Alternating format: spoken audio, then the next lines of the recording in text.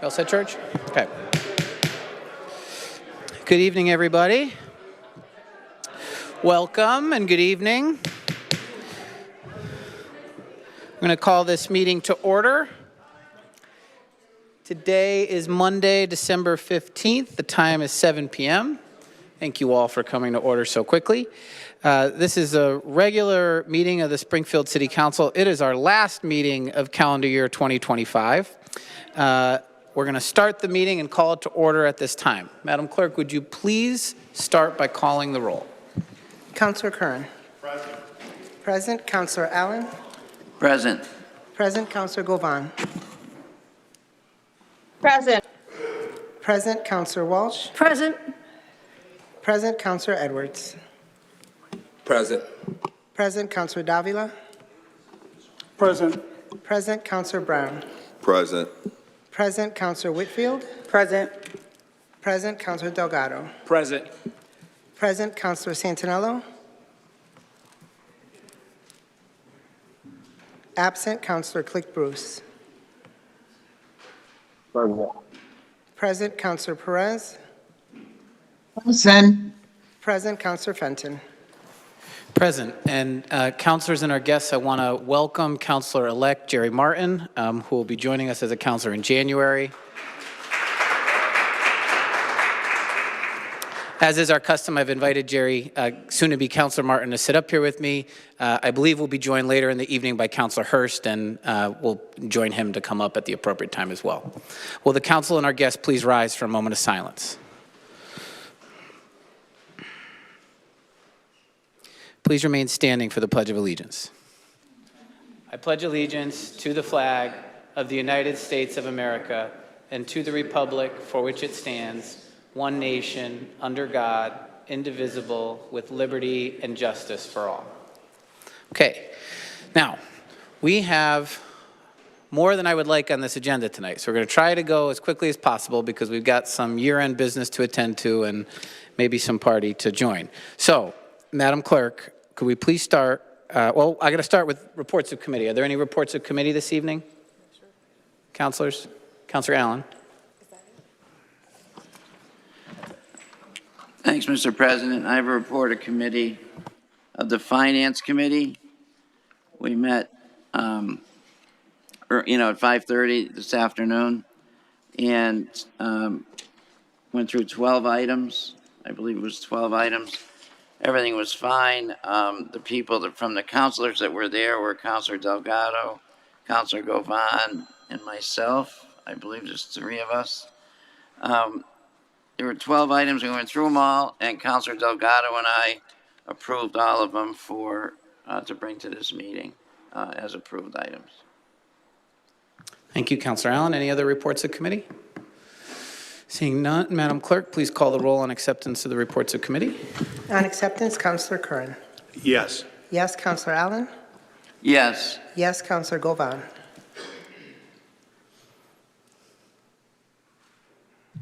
Yes. Yes. Councillor Walsh. Yes. Yes. Councillor Edwards. Yes. Yes. Councillor Davila. Yes. Yes. Councillor Brown. Yes. Yes. Councillor Whitfield. Yes. Yes. Councillor Delgado. Yes. Yes. Councillor Santinello. Absent. Councillor Click Bruce. Yes. Yes. Councillor Perez. Yes. Yes. Councillor Fenton. Yes, more than sufficient. Committee reports are accepted. Okay, item number 1, Madam Clerk. Item 1 is amending Article 4 of marijuana dispensaries. Okay, councilors, this is a zone change petition. We opened the hearing at our last meeting last Monday. The staff has circulated again this document which we received during the last meeting, which describes the 3 different sections of this proposal. Each of these 3 sections are going to be voted on separately by a motion that was made, seconded, and passed by the council at its last meeting. The council also at the last meeting closed the public hearing, so there's no further ability for public testimony, for the council to submit additional evidence into the record. And at this point, all that's left to do is to deliberate as a body amongst ourselves and to vote on these 3 matters. We can also entertain any motions that councilors might have. So the floor is open. Councilors? The first item that's before us is going to be the proposed amendments to Article 4, Table 4-4, Section 3.14(1) and 2, registered marijuana dispensary and off-site registered marijuana dispensary use table. So it would be allowing the medicinal uses in all of the same districts as adult use marijuana is allowed. Is there any discussion on that vote? Okay. Seeing none, Madam Clerk, please call the roll. On approval, Counselor Kern. Yes. Yes, Counselor Allen. Yes. Yes, Counselor Govan. Yes. Yes, Counselor Walsh. Yes. Yes, Counselor Edwards. Yes. Yes, Counselor Davila. Yes. Yes, Counselor Brown. Yes. Yes, Counselor Whitfield. Yes. Yes, Counselor Delgado. Yes. Yes, Counselor Santinello. Absent, Counselor Click Bruce. Yes. Yes, Counselor Perez. Yes. Yes, Counselor Fenton. Yes, more than sufficient. Matter passes. Okay, second item here, counselors, is amendments to Article 4, Section 4.7.114A2.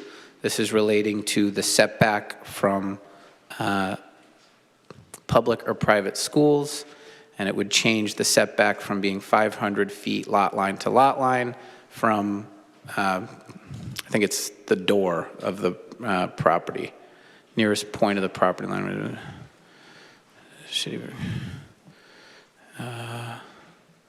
What's the exact language here, Madam Clerk? Distance shall be measured by a straight line from the nearest point of the property line in question to the nearest point of the property line where the adult, oh, that's the current language, I'm sorry.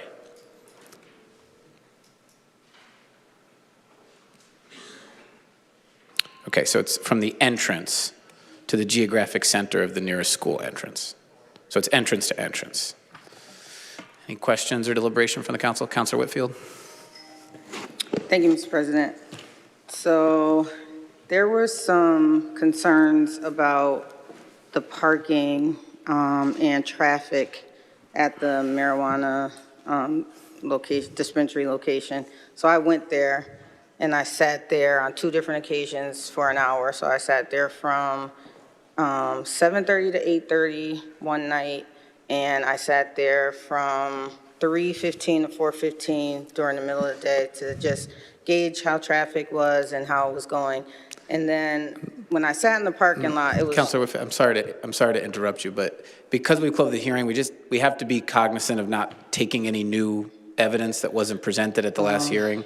So I just ask you to be cognizant of that before going too much So I further. think, weren't we talking about the parking spaces? We were, yes. So I'm just talking about the parking spaces. I You just can talk wanted to- about things that were introduced into evidence at the Okay. last meeting. Yeah, You this is can't talk about about things parking. you've learned since then. No, well, parking, we did talk about, so can I tell you about parking? You can, but I mean, it would not be appropriate to talk about, for example, a visit that took place after the closing of the hearing and what you observed during that visit. That wouldn't be All right, appropriate. I'm just gonna say it needs parking. I'll just leave- That was discussed, yes. I'll just leave it at that. Parking is needed, and I'm just gonna, because I don't know what to say or what not to say, so I'm just gonna conclude my remarks. Okay, any other counselors? Okay, Counselor Govan. Thank you, Mr. President. And I guess I will not say of anything new that I have learned. I just want to, mention that I did, I guess, gather some information for myself, and I will be voting in support of this amendment now. Thank you, Counselor Thank you, Govan. Mr. President. Any other counselors? Okay. Madam Clerk, please call the roll. On approval, Counselor Kern. Yes. Yes, Counselor Allen. Yes. Yes, Counselor Govan. Yes. Yes, Counselor Walsh. Yes. Yes, Counselor Edwards. No. No, Counselor Davila. Yes. Yes, Counselor Brown. No. No, Counselor Whitfield. Yes. Yes, Counselor Delgado. Yes. Yes, Counselor Santinello. Absent, Counselor Click Bruce. Yes. Yes, Counselor Perez. Yes. Yes, Counselor Fenton. Yes, more than sufficient. Matter passes. Okay, and the third and final component to this proposed change, councilors, is an amendment to Article 4, Section 4.4100. And this is the amendment which allows for the co-location of medical marijuana uses at existing permitted adult marijuana establishments. Any deliberation amongst the council? Okay, seeing none, Madam Clerk, please call the roll. On approval, Counselor Kern. Yes. Yes, Counselor Allen. Yes. Yes, Counselor Govan. Yes. Yes, Counselor Walsh. Yes, Counselor Edwards. Yes. Yes, Counselor Davila. Yes. Yes, Counselor Brown. Yes. Yes, Counselor Whitfield. Yes. Yes, Counselor Delgado. Yes. Yes, Counselor Santinello, absent. Counselor Click Bruce. Yeah. Is that a no, Counselor, or a yes? Yeah. Yes, Counselor Perez. Yes. Yes, Counselor Fenton. Yes, more than sufficient. Zone change is adopted. Okay.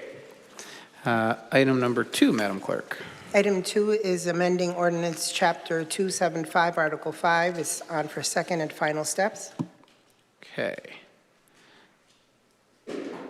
I was focused on the marijuana item first. What is this item here, Madam Clerk?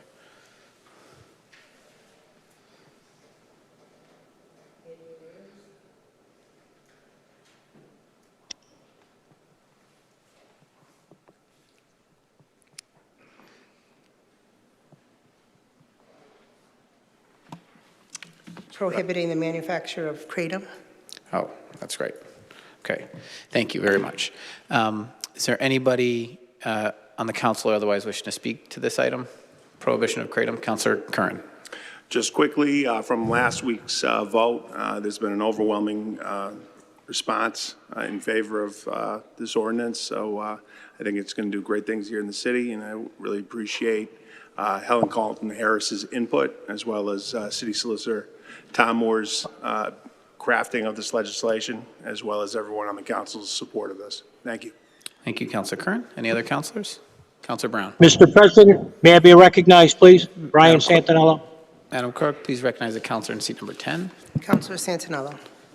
Present. Present. Okay, Councilor Brown. I want to thank once again Councilor Curran for his continued due diligence since he's been here. You've been a breath of fresh air, and you always do a great job. Thank you, Mr. President. Thank you, Councilor Brown. Councilor Delgado. Thank you, Mr. President. I did have a question here. There's a lot of involving enforcement, and I guess I just had a question for the commissioner in regards to, I guess, the capacity of her team on these items of enforcement. Commissioner Carlton Harris. Put your microphone on, please. Can you turn your microphone on, please? Am I on? You're on. I am on. You are on. So I want to, first of all, Helen Carlton Harris, Commissioner, Division of Health and Human Services, 47 Overlook Drive, City of Springfield. First of all, I want to thank Councilor Curran for his work on this. I think it is wonderful that he took the initiative to bring this before the council. However, I do need to say that because the Department of Health and Human Services is tasked with enforcing this, this is not an ordinance in its current form that we can enforce.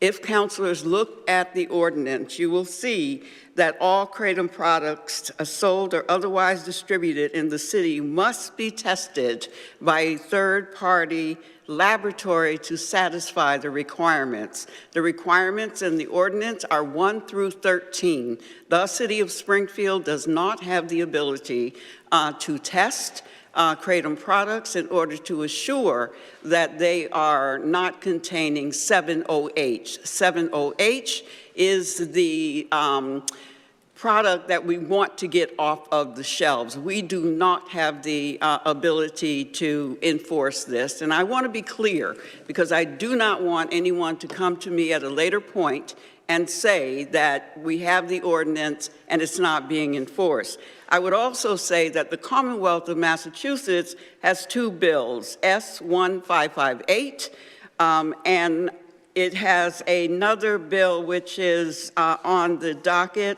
And it's important to recognize that the state is taking this up and the FDA is taking this up. You know that when we passed the synthetic cannabinoid ordinance, we had to revise it because the state took some additional action. I just think it's important for me to be clear with everyone that this ordinance, as it is written right now, and if you read the ordinance, you see that 1 through 13, the labeling requirements, you see the enforcement requirements. There are pieces of this legislation that cannot be enforced by the Department of Health and Human Services. We believe that we stand on excellence, and we cannot enforce this in the way that it would need to be enforced in our city. And so I understand the need. Kratom has not been regulated by the Massachusetts Department of Agricultural Resources. However, hemp has. So when you ask the question, why is this different than synthetic cannabinoids, it's because synthetic cannabinoids give us some guidance so that we can stand on. Kratom is right now unregulated. I would recommend we consider working with the Commonwealth and the FDA to strengthen the regulations rather than put regulations on the book that we cannot enforce. I am totally against ordinances that cannot be enforced. Thank you, Mr. President, and thank you, Councilor Delgado, for asking the question. Thank you, Commissioner. Councilor Kern? Or are you done, are you done, Councilor Delgado? Yeah, I am. Thank you. Councilor Kern. And thank you for the question, Councilor Delgado. Obviously, enforcement is going to be an issue as this is a new ordinance. And obviously, as the legislative body here in the city of Springfield, we propose new ordinances, and the executive branch has to execute, and they have the difficult job of bringing it to making this happen. I did have the opportunity to speak with the mayor's chief of staff. They understand, the mayor's office does understand this is a new ordinance, but they also understand that kratom is a very dangerous drug that is being marketed to our children, 9, 10, 11, 12-year-olds, and that the feeling that I got from the conversation from the mayor's chief of staff is that enforcement and funds and the ability to tackle this problem head on will be taken up by the city of Springfield. And this is new to all of us, as the city of Springfield is the largest city in the Commonwealth of Massachusetts to ban this substance. And I think it's going to show leadership tonight from this body, and maybe I believe this legislation that we have put forward is going to be a foundation for what the state may eventually vote on. But we can't wait for the state to solve Springfield's problems. So we have an opportunity for us tonight to do so. So again, I urge my colleagues to vote in favor of this measure. I do understand, obviously, from a department head's perspective, the city council is asking for one more thing on their plate. But this is one more thing that is extremely important for the health of our children and really for the future of Springfield. So again, I would ask for your support on this vote. Thank you, Councilor Kern. Councilor Davila. Thank you, Mr. President. Good evening, Commissioner. Commissioner, I have a quick question for you. First of all, I heard your explanation, but to be honest with you, I'm not quite clear. Can you explain to us why is it that you think you're not able to enforce this ordinance? If you read the ordinance. Which I did, yep. Okay, then if you read the ordinance and you look at page 4, Page 4 of the ordinance really lays out the testing mechanisms that have to be done in order to identify whether 70H, which is we all agree that that needs to be taken out. However, if you read 1 through 13, we do not have a laboratory that's able to test this right now. I have checked on that. I have heard from residents of our city who talk about natural kratom as a pain reliever. The Veterans for National Kratom, Safe Kratom, have reached out to me and talked to me about pain management for veterans. Residents have sent me letters who use this natural kratom for pain management.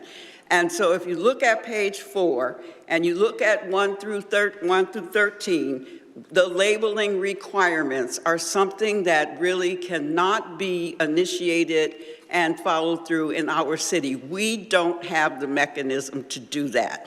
And so while I understand the importance of talking about the danger of the product, it makes no sense to put legislation in place that we know initially that the department cannot enforce.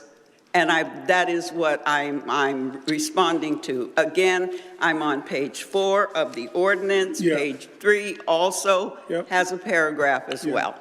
Which I see. Commissioner, what will it take for you to be able to, as you see it, test this?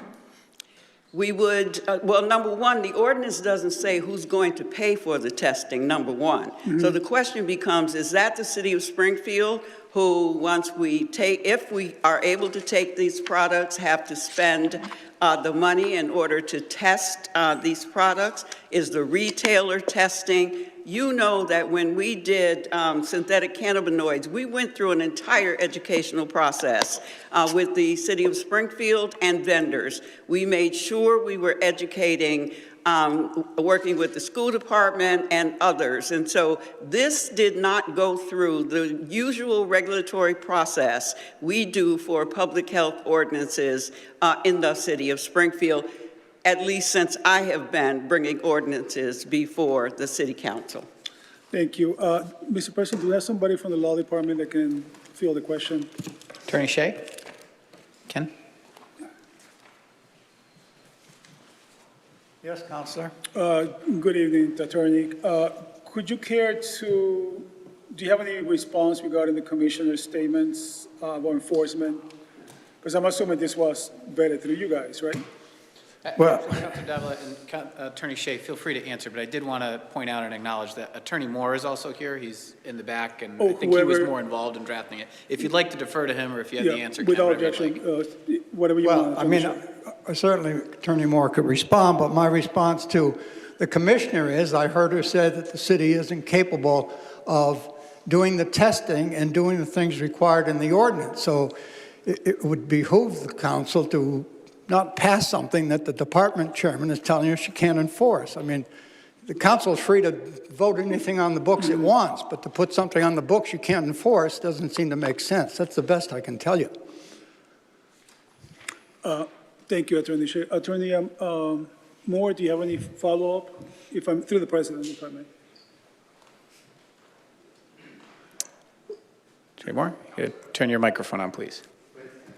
Thank you. Thank you. Thank you, Counselor. I don't really have much to add to what Attorney Shea said. I think that he's correct in what his evaluation is. Thank you. Okay.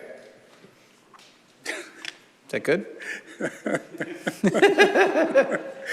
You're masterful, Mr. President. Quite masterful. Yes, I suppose. I'm just a little shocked that we come this far and we've just been told about this. But I would love to hear what my colleagues have to say. Okay. Thank you. Thank you, Attorney Moore. Councilor Whitfield.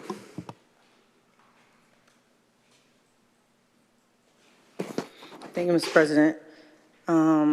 So based on the knowledge that I have and what I've heard is there has been testimony in favor of kratom and testimony against it. We just got an email today in favor of someone who has taken it for pain regulation. But we only had really one meeting about this that I can recall. And we didn't go through an extensive process of figuring out if this is the best thing, best ordinance, best written ordinance for the city of Springfield.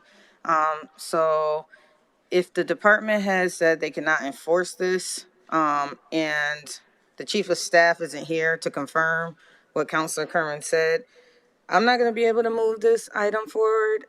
We don't have the testing mechanisms in place. I really don't know the difference between the synthetic one. I wouldn't wanna ban the one that works, just to ban the synthetic one. I wanna hear more about the one that is working for, pain relief and just figure out what the difference is between the two. It's not FDA approved. We just don't have a lot of information that I think that we need to move this, ordinance forward. So, at this time, I wouldn't be in support of it, but maybe in future iterations of it, I might, support it. Thank you, Mr. President. Thank you, Councilor Whitfield. There's other councilors with their hands up, but Councilor Curran's asked for the floor back. If it's okay to yield to Councilor Curran for a moment? Okay. Councilor Brown? Thank you, Mr. President. My question is basically to one of the lawyers that maybe Ken? Yes, Counselor. Okay, because, so say as far as being able to take funding and create an actual department based on certain guidelines, do we have the capability as far as now funding an actual department that could do it? Could that actually, is that something that's possible? That is possible, but that is something that would have to be done down the road. It's not something you can do tonight. Well, no, I don't mean do tonight, okay? Because I do know when we talk about state law, me and Councilor Curran, we're very familiar how that works when it comes to city and state. A lot of times people don't understand that, yes, we can get a jump on that stuff. We do it. And then a lot of times we're not, it's not going to be that much of edited information in the actual state bill itself. Whatever's bad, we don't want it anymore. Whatever's, we just got to jump on it. That's all it's basically going to say. So what I'm saying is, just like, say, rainy day money and things like that, how much would it cost to just set up the institution to combat not just this, maybe other harmful chemicals that we might want to test or do in the future? How does that, is it something financially unobtainable by the city? Is it an outrageous number? Counselor, what you're asking is a totally different question than what's before the council. Okay. And maybe I would leave that to the president or other councilors, but the city council, as you know, has authority to establish city departments, and it certainly has the authority within reason and state statute to apply funds to departments that it sets up. But that's something that would have to be done after here. Yes, okay. All right? So I do just want to, like I said, and I appreciate you. Yeah. I do once again want to reiterate the fact that, yeah, we can still vote to create it, and we can also still work diligently to put the funding and the mechanism in place in order to combat this horrible drug. Thank you. But I think the problem that you're facing is that you have an ordinance that you want to pass that can't be enforced at this point. Not right now. Yeah, I understand that. Okay. But it can with the steps that I said. Thank you. Thank you, Mr. Councilor President. Brown. Councilor Walsh? Thank you, Mr. President. I'd like to say that I think Councilor Curran has had a great idea, and it really just wants to protect the citizens. But based on the testimony of Commissioner Helen Colton Harris and the law department and an ordinance that can't be enforced, I think we should refer this for further discussion and bring it back up when we know what the state is doing and what will actually work. So I'm making a motion to send it to committee. Second. Motion to refer this matter to the General Government Committee. made by Councilor Walsh, seconded by Councilor Whitfield. Any other councilors? Councilor Curran. Well, I would oppose that motion, and I would oppose it for several reasons. There is a reason to pass it tonight. Number one, it's to send a message to all the convenience store owners and the gas station owners who continue to make money on selling Kratom to children, who continue to make money on selling the substance that we were told by the Yukon School of Pharmacy president, department chair, is gas station heroin. That mimics the side effects of heroin, and that is a gateway drug to 12, 13, 14-year-old kids to going to finding a drug dealer once they become not immune, but once they don't get a high off the gas station heroin, they actually go out and buy heroin. And so the reason why we do it tonight is to send a message to all these gas station owners that this is not allowable here in the city of Springfield. Another reason why we want to do it tonight is to send a message to Beacon Hill that this is an issue that is affecting our neighborhoods and our children, and that we need to take it seriously. I agree with Councilor Brown. The state may not ban Kratom next year. We don't know what the state does. And for clarification, what this bill does, it doesn't ban Kratom altogether. What it bans is the synthesis of the leaf, which makes it mimic heroin, and that is what is being sold to children. As to Commissioner Helen Collin Harris is concerned in terms of testing is a major problem throughout the state. Right now, if you work in the district attorney's office, every day they're looking they don't have the capability to test for heroin, fentanyl, cocaine. Testing is always an ongoing problem in public safety. But that's a problem that we're going to tackle. And the conversation that I did have with the mayor's chief of staff was, we don't have these everything in place as of now in terms of testing. But that, again, to Councilor Brown's point, we can get that going. And it gets going when we pass the ordinance. I totally disagree with Attorney Shea's point that we can't pass an ordinance because we don't have the proper channels to implement it right now. We're the legislative body. We tell the executive what they need to implement, and they need to do the work and do the job. Now, I know this is going to make the job more difficult. I know it's going to add more to Health and Human Services plate, but this is something that I really think that cannot wait. If we move this committee tonight, essentially it kills it, because then we're going to have to form new committees next year. It's going to have to go through the committee process. Will probably be next December if it gets banned at all.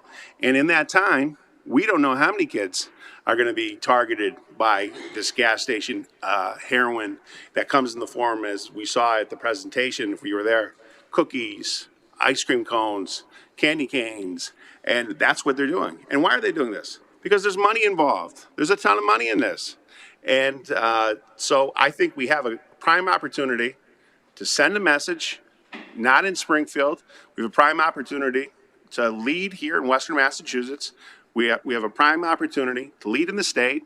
And again, we're not the only city, actually, that has banned it. Belchertown has banned it. Lowell has banned it. 7 states have banned it. Vermont, the entire state of Vermont has banned it. Rhode Island has banned it. Louisiana has banned it. Alabama has banned it. And there's a reason why they're banning it, because it kills kids. So I don't think we need much more study on it. I would oppose Councilor Walsh's motion. Sometimes these votes are not that difficult. This is a vote simply to say, let's ban gas station heroin and put in the next 12 months the proper procedures on how to enforce it. We already have an individual here in the city of Springfield that's enforcing synthetic cannabis. We're going to build upon that success. I don't think this is rocket science. I think we can figure it out. And the penalty is not, we're going to pull somebody in from Health and Human Services and say, you're not doing your job. The penalty, if we don't do this, is we're going to have dead kids. And we can't have that. So I would ask to reconsider your motion, Councilor Walsh, and I do respect where it's coming from, but I ask you to reconsider that. Maybe you withdraw it. If not, we'd vote on it. But I'd ask that we ban Kratom tonight, and in the next 12 months, work in cooperation with the mayor's office, Kathy Bono, as well as the state of Massachusetts, Councilor Brown's leadership of Beacon Hill, and let's get this out of the city of Springfield. But I would ask for your consideration to vote to ban kratom. Thank you. Thank you, Councilor Curran. Councilor Govan.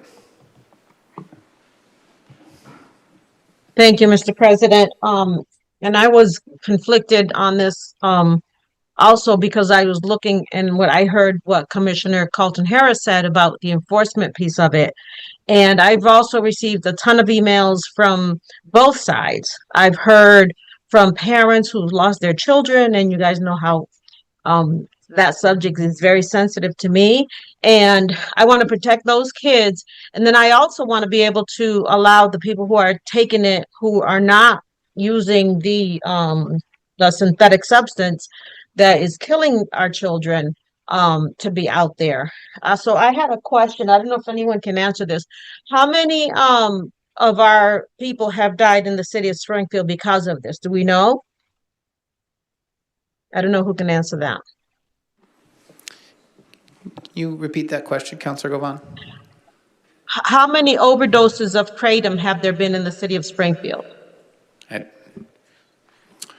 Mr. President. If anyone knows the Councilor answer Curran? to that. Councilor Curran would like to take a stab at it. Sure. Councilor Govan, I have talked to Massachusetts State Troopers that have told me that in many of the toxicology reports of overdose deaths, kratom is one of the drugs found in the overdose.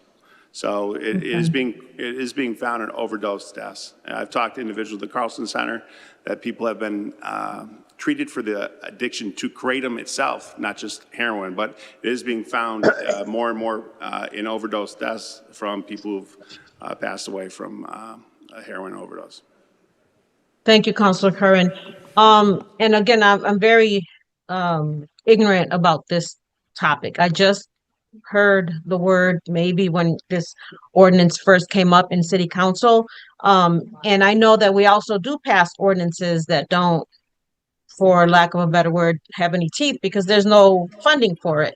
So, I know that the message being sent to the convenience store owners, they know that we don't have the money to fight this right now, right?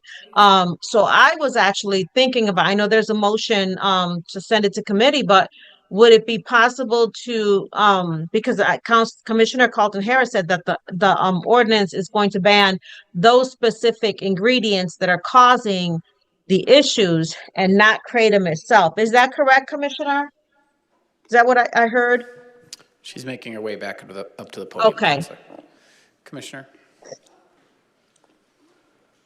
Yes, the ordinance does ban derivatives, but it does not make a clear distinction. And I think that becomes the challenge. I have talked to the mayor about this, not just the chief of staff, and he certainly agrees with me that we should not put ordinances on the books that cannot be enforced because they will come back to bite us in terms of us not doing our jobs. I never want it to be said that we have legislation that we cannot enforce, particularly from the Department of Health and Human Services. So let me be clear. I am making that statement that the Department of Health and Human Services, as this document is written, cannot enforce it as it's written.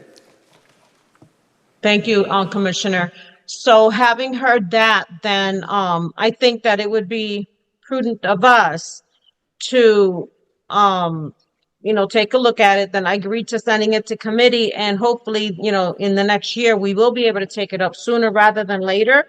And following the state guidelines, I know that the state, as well as the city, has, the opioid lawsuit money that we may be able to use in the future. But I think thinking about it clearly and putting a plan in place prior to the ordinance being passed, I think would be better than doing it now and then hoping that, we find some money for it. I know that Commissioner Carlton Harris does a great job with the department, and they're doing a lot more than just the public health piece of it. And putting something else like this would require money, so I'm in agreement to sending it to committee. I'm just, hoping that these bad actors will kind of wake up because they see that we're paying attention.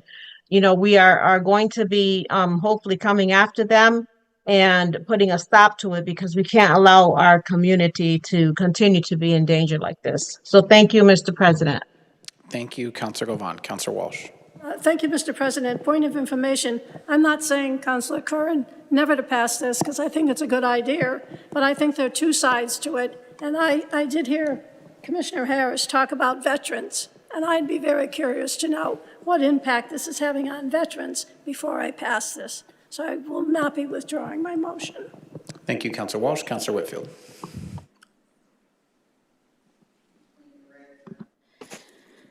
I too am not opposed to this ordinance. I just think that there's more work to do. We don't know how fees are going to be imposed. There are several components in here, leaf extract and all these things that needs to be tested. We have no mechanism to do that. We're not sending the messages to the businesses. We had ordinances that came out on the synthetic. They didn't know anything about it.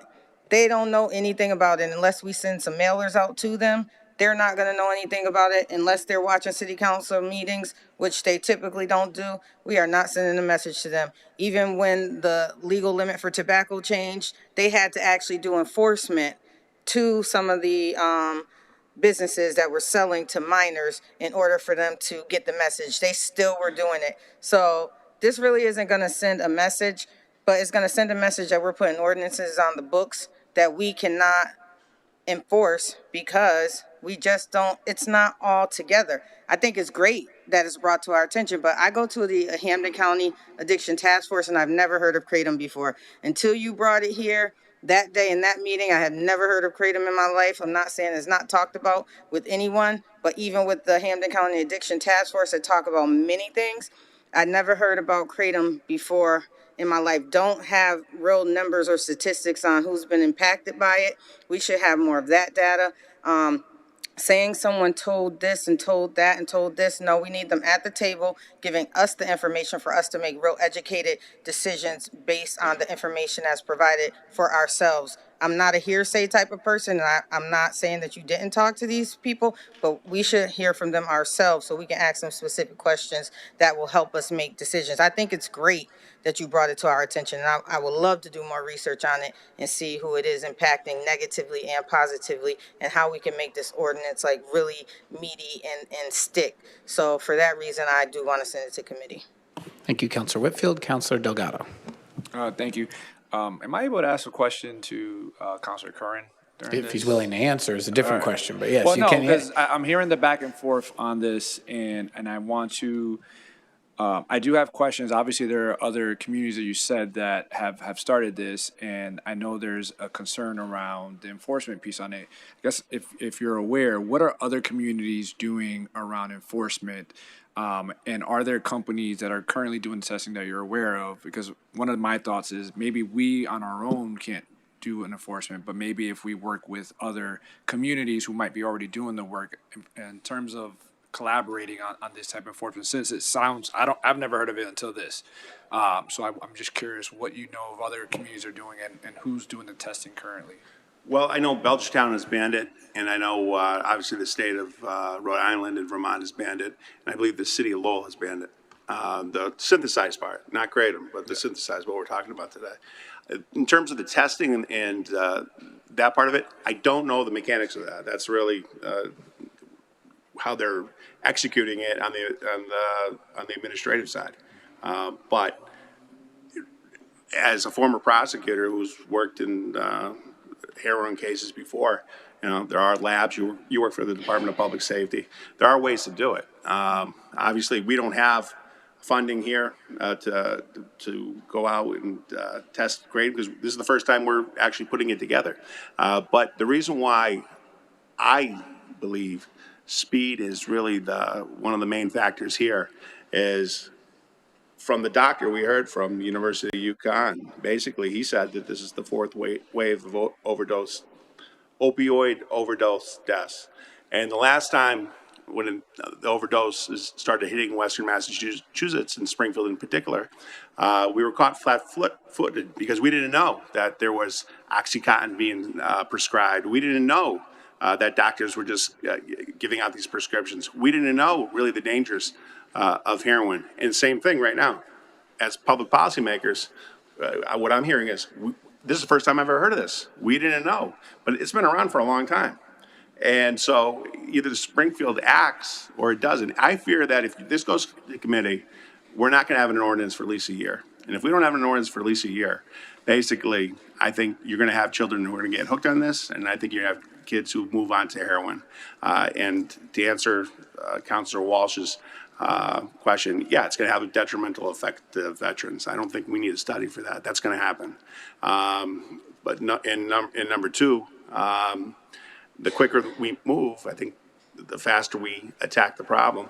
And I don't think the fact that we're asking the city to test, the city to come up with, perhaps hire another enforcement officer to complement our cannabis enforcement officer, these are not insurmountable challenges. It's been around for a long time. And now that it's been brought to the council's attention, obviously I'd like for people to consider passing the ordinance.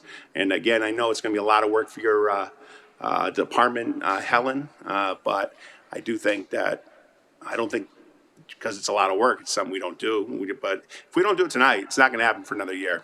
And basically what we're saying is Beacon Hill, save us. But sooner or later, Springfield has to save itself. And I think this is one of those opportunities where we can do so. So that's my final comment on it, but I do appreciate the input and respect all the comments of my fellow councilors and understand where they're coming from. But I actually feel on this particular issue, speed is the most important thing.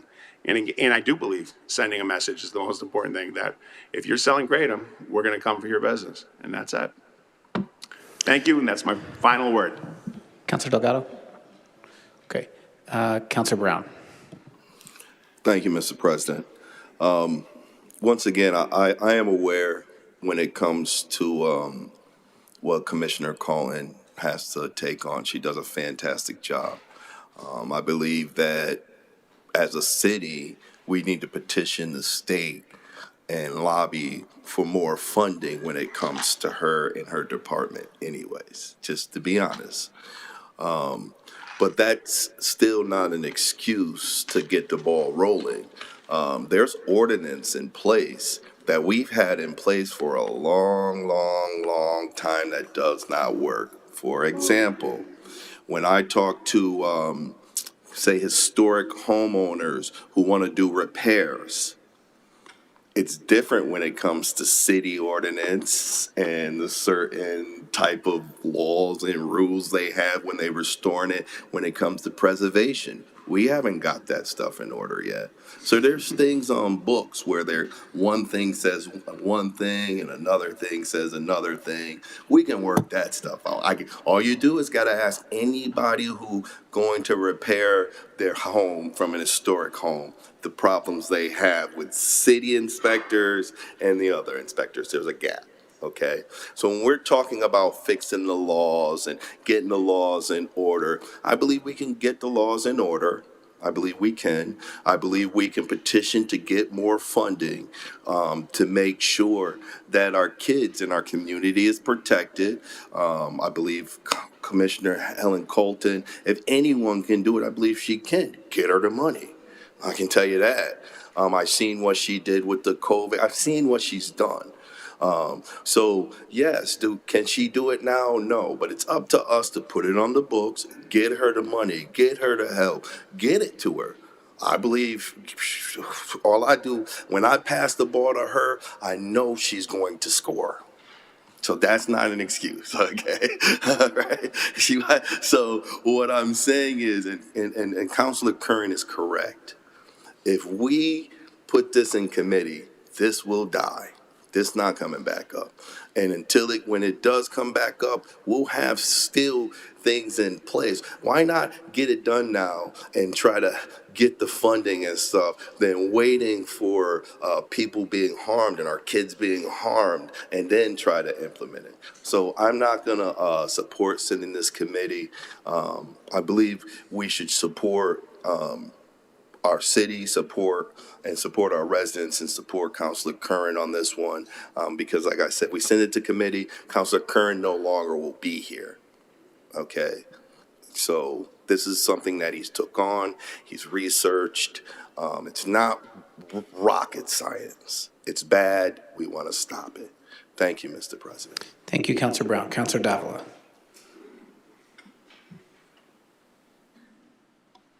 Thank you, Mr. President. Fascinating back and forth, Mr. President, and this is indeed a serious subject, like we all know. I do have an observation to make. It will appear to me that the obstacle here is funding. Funding, from what I understand what the commissioner has said, that she doesn't have the funding and the ability to do that. Whether we hire out and outsource a lab to test this, or we do it in-house, which sounds like a very expensive proposition. But I do have a question to maybe Councilor Curran, if I may, Mr. President. Councilor Curran, in section 275.19, section B, where it talks about all Kratom products sold otherwise distributed in the city must be tested by a third-party lab to satisfy industry standards, et cetera, et cetera. Do you see room that we could perhaps amend that to request that if you want to sell Kratom in the city, you have to prove that it's safe?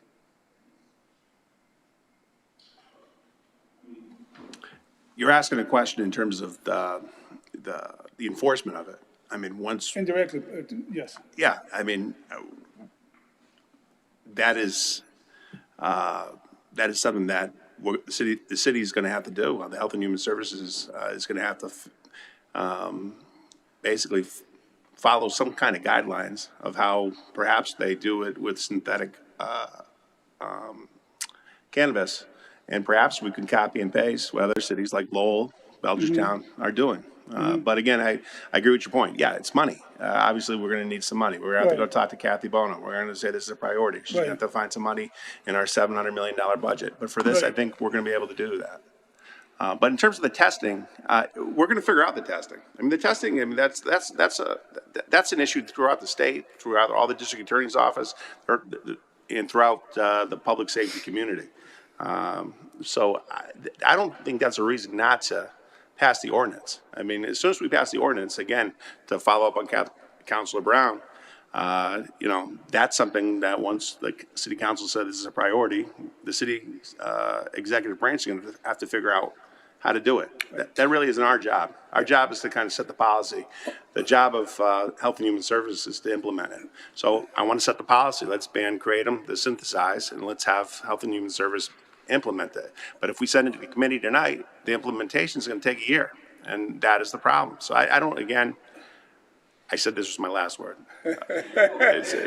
If we don't do it tonight, it's not going to happen for another year. So I have no. If we want to move and vote on Councilor Walsh's amendment, we have. I'm not going to ask to move the question, but we can just maybe take the vote. I understand, but if I may, Councilor Curran, this is a very, no point intended, very deadly serious subject, as we all know. The expert that you brought up for us, Dr., I forget his name right now, he did say in his authority, at his professional level, that there has been certified Kratom overdoses and death throughout the country, correct? The doctor that you brought up at the subcommittee meeting, that gave us a presentation, I forget his name right now, I think he was... It's Dr. White. He's Dr. White. Department Chair, UConn School of Pharmacy. He did say that there has been certifiable Kratom overdose deaths. In toxicology reports. Toxicology yes. reports. Okay. And he says this is the fourth wave of heroin overdoses. He's made it his mission to go across the country to ban it. Okay. And, thank you, Councilor Curran. Mr. President, I'm just going to conclude by saying that, as you all know, I have said before, I'm a professional paramedic, sir. And I have been, it's called on scene, when somebody dies from a drug overdose. And it's extremely sad, not only for the person, but for the family. And also, only God knows what other things were involved in that overdose. Oftentimes, we're faced with a situation that I sit there scratching my head, what is going on with this guy? It's called polysubstance. If they have more than one substance on board, it could really make for a bad situation. I do believe, sir, that we in this body always try to do our best and be as thorough as humanly possible. I also believe that Councilor Curran has done a fantastic job in moving this forward. I also do agree that we are the legislative body. And this is, if we say this is what we as a body think should be done, I have no doubts whatsoever that the Health and Human Services Department will figure it out and the money will appear. The money will appear. The argument that we don't have the money, my good sir, is not really buying more stock with me. Because we have other ordinances there, such as the voter notifications ordinance that this body passed years ago, and as of yet is to be funded. But yet this body passed it, and I'm glad that it did before my time, because it was the right thing to do. And I'm sure if we pass this, the administration will find the money. Now that we're going to the budget season, which is going to start what, March? So, somewhere on there. And I'm sure that the Health and Human Services Department, as troublesome as it might be for them, will figure it out. But I am not prepared, my good sir, to use that as an argument to say that perhaps somebody out there is going to die because of that kratom use or any other substance that might exacerbate their condition. So I will be opposing the move to committee as well. Thank you, Mr. President. Thank you, Councilor Davila. Councilor Whitfield. Final comment as well. I just looked up on the Center of Disease Control in the Massachusetts, because we have this information right at our fingertips of the Massachusetts Department of Public Health. 68 deaths related to cretin since 2018 to 2024. 68.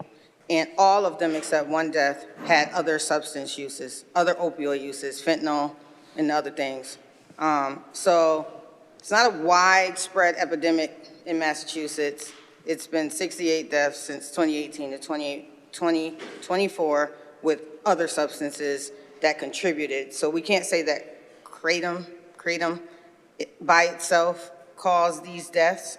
So I think it's just like a little bit irresponsible for us not to get more information. I think it's also irresponsible for us to put a lot of pressure on the Department of Health and Human Services to figure it out. I think it's also irresponsible for us to say we're gonna find the money to give to them when we have been having tight budget seasons and we have been increasing property taxes on the city residents. And if we say we're going to put more pressure on these departments, that means we are going to increase property taxes again, because the money does have to come from somewhere. I think it's irresponsible for us not to do our due diligence because someone is leaving the city council, and maybe, I'm not saying that he didn't do a good job. I'm not saying that this is not an important issue, but I think there is more to be done. There was more said than not being able to fund this department. They said, we don't know who's gonna test it. We don't know where these fines or fees are gonna come from, where they're gonna go. It's just a lot more information that we need to discuss with this. No one's saying it's wrong. It don't have to die in committee. Any single one of us on the city council can bring this item out of committee. Any single one of us. I just think it's irresponsible for us to move fast because someone is leaving the council. That's my final comment. Thank you, Councilor Whitfield. Okay, so we have a motion on the floor to refer this to the General Government Committee. It has been seconded. Is there any more discussion on the motion? Councilor Govan. I move the question. Okay. Would you withdraw that motion if everybody agrees not to talk anymore? Yes. Okay, motion withdrawn. Madam Clerk, please call the roll on referral to the General Government Committee. On the motion to committee, Councilor Curran. No. No, Councilor Allen. No. No, Councilor Govan. Yes. Yes, Councilor Walsh. Yes. Yes, Councilor Edwards. Yes. Yes, Councilor Davila. No. No, Councilor Brown. No. No, Councilor Whitfield. Yes. Yes, Councilor Delgado. Yes. Yes, Councilor Santinello. No. No, Councilor Click Bruce. Just a point of clarification, what are we voting on? This motion is to refer the ordinance to committee, Councilor. This is the ordinance for banning of the synthetic kratom. This motion would, if you vote yes, it would refer it to the General Government Committee. If you vote no, we would reopen discussion on the ordinance. Yes. Yes, Counselor Perez. Yes. Yes, Counselor Fenton. No. No. I think that's more than sufficient, Madam Clerk. Matter is referred to the General Government Committee. Okay. Item number 3, Madam Clerk. Item 3 is amending ordinance chapter 140, which is square footage standards. It's on for second and final steps. Counselor Curran.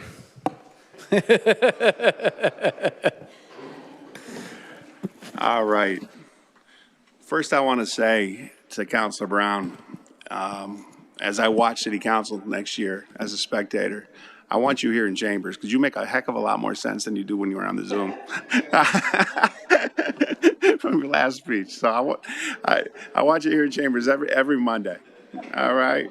All right. So we're all pretty familiar with this ordinance. Basically, I brought it forward as there were some developers who are taking advantage of tax credits presented in the city, and they were making apartment complexes with units that were less than 500 square feet, 275 square feet, 300 square feet.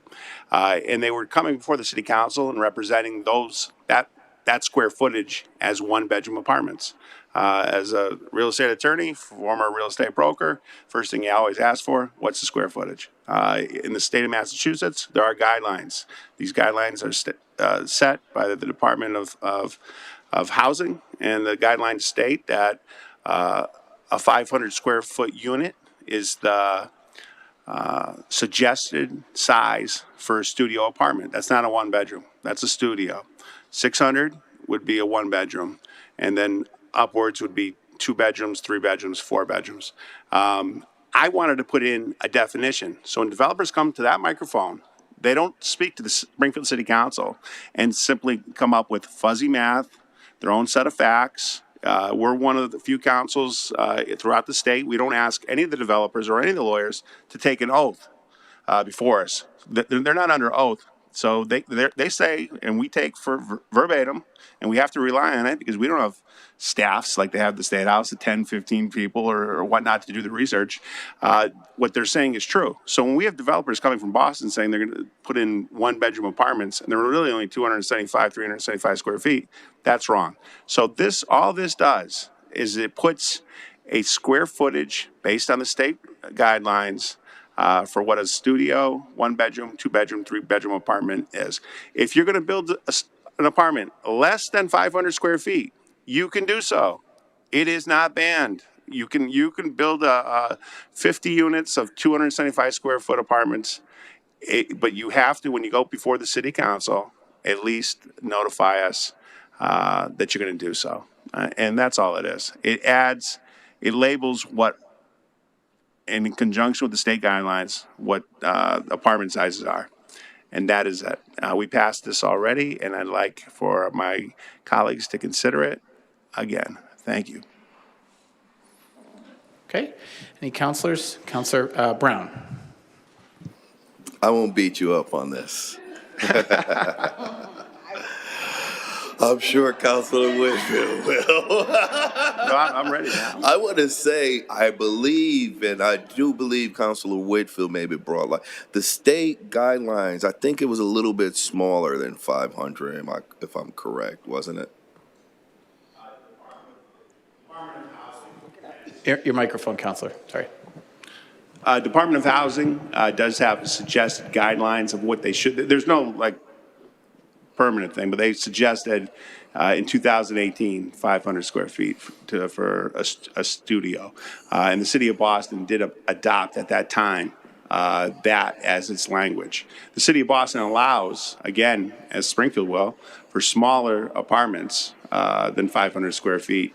But it's important that we have the name to it. That when a developer comes before the council and they say a studio, that we know they're talking about 500 square feet. You know, that's not a 1 bedroom. That's not a 2 bedroom. And that's where I got the square foot guidelines from. It was the state. And just why I say that is because even with the studies from the state, based on certain criteria and rules, if it's historic, There's certain guidelines and certain square footage that you just can't add. So sometimes you'll get in cases of 475 Yeah. square feet. You might get 450, 460. And to me, I think as far as a council body, to sit and have people have to come in for that little bit of a variance is this really doesn't make sense. We're not realtors and things. I think as long as they have they got to come before us, they give us the plan, they tell us their square footage. None of us are engineers. I mean, I believe what's in place is what in place. A lot of times when we start taking on certain things like this, we hinder. I'm not looking at Boston people. I'm looking at, if you just seen the last maintenance and development meeting, it was regular Joes who want to get into redevelopment. A lot of minority, if you've seen the Councilor Whitfield, there were people there where it was flooded. So it's easier for a person from Boston to now, if you put it to 500 square feet, if they got 475, they might be able to add that 25 square feet to fit. From a mom and pop construction minority agency, it's just gonna make it a lot harder for developers. So, I just truly don't, I think we should just leave it alone. Thank you, Mr. President. Thank you, Council Brown. Thank you, Councilor Brown. Councilor Whitfield.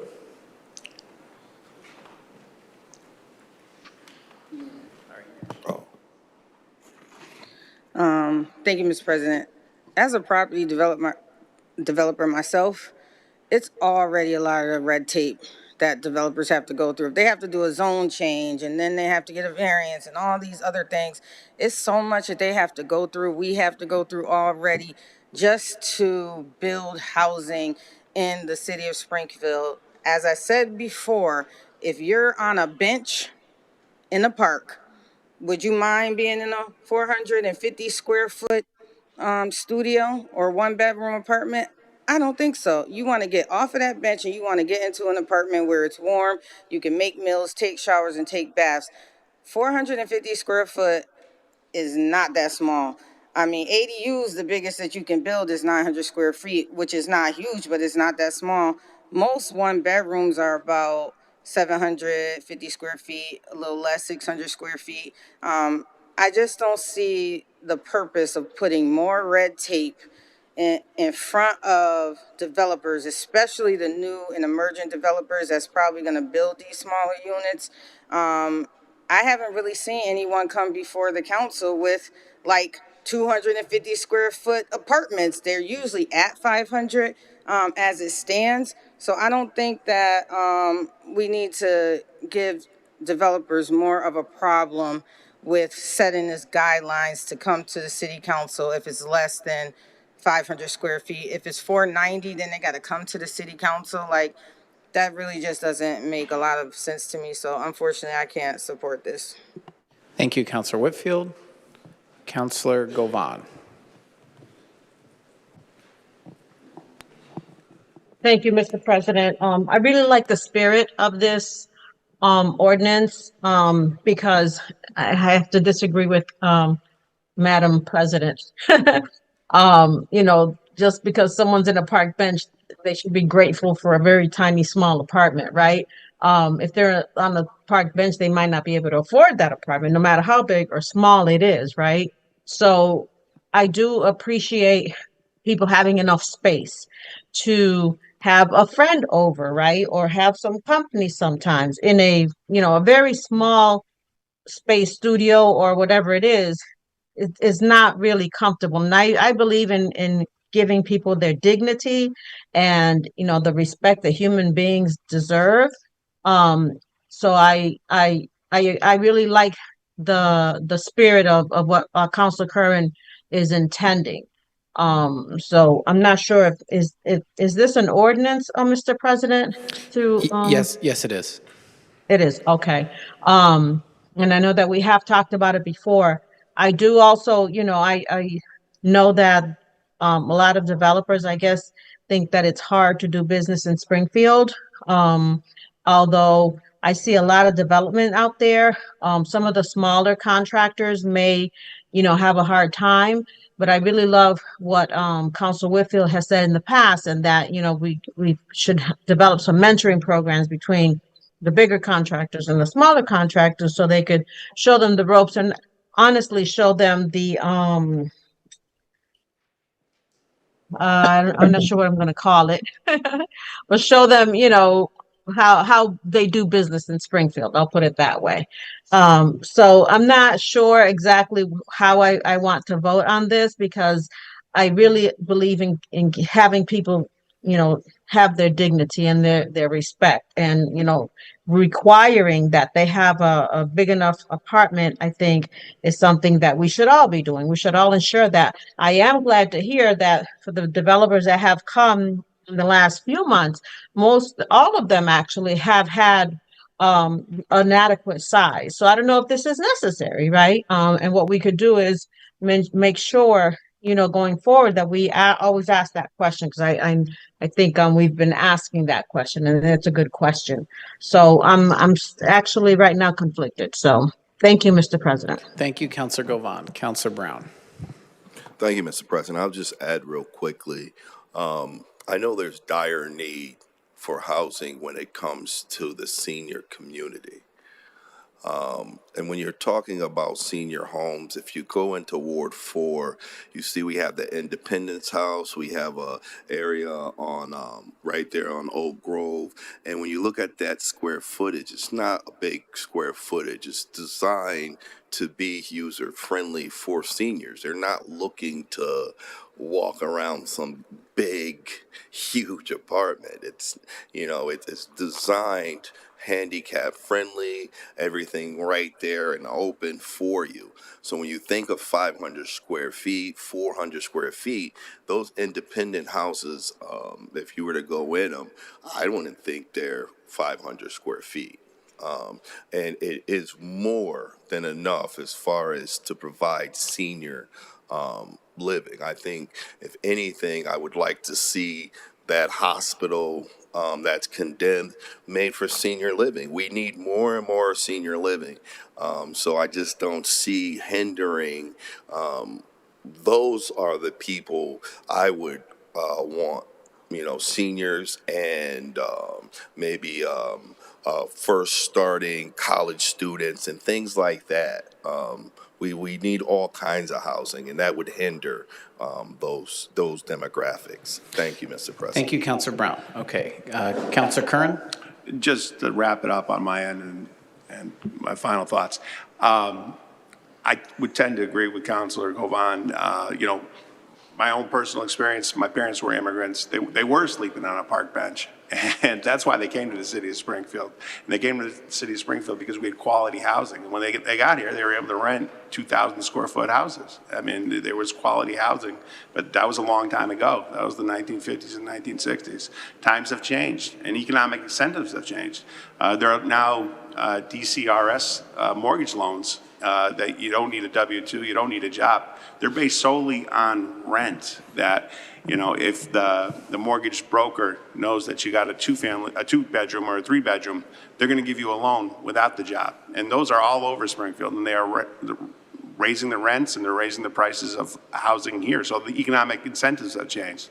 The last couple developers we've had before the council, Pat Goslick, I'll just mention right here, the old Howard Johnson, he made sure that all of his apartments are going to be 500 square feet minimum. I think that's directly a result of the vote we took before to say that this is important and this is a priority of the city council.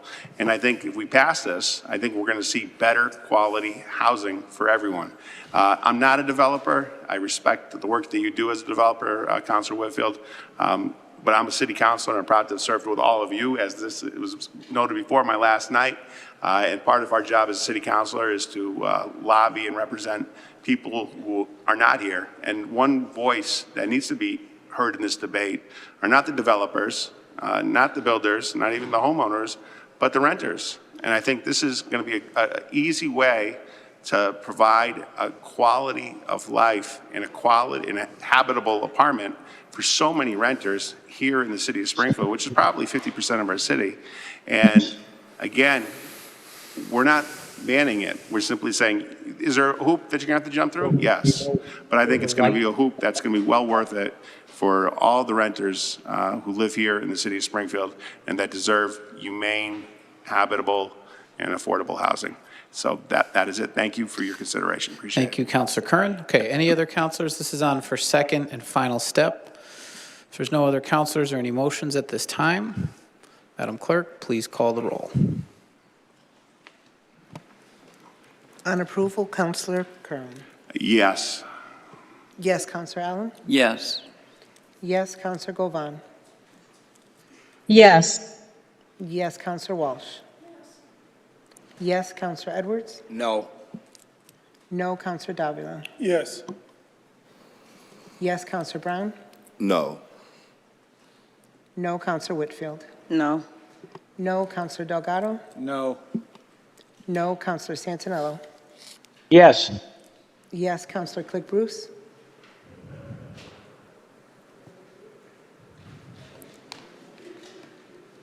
Councilor Click Bruce. Away, Councilor Perez. Yes. Yes, Councilor Fenton. Yes, more than sufficient. Ordinance is ordained. Okay.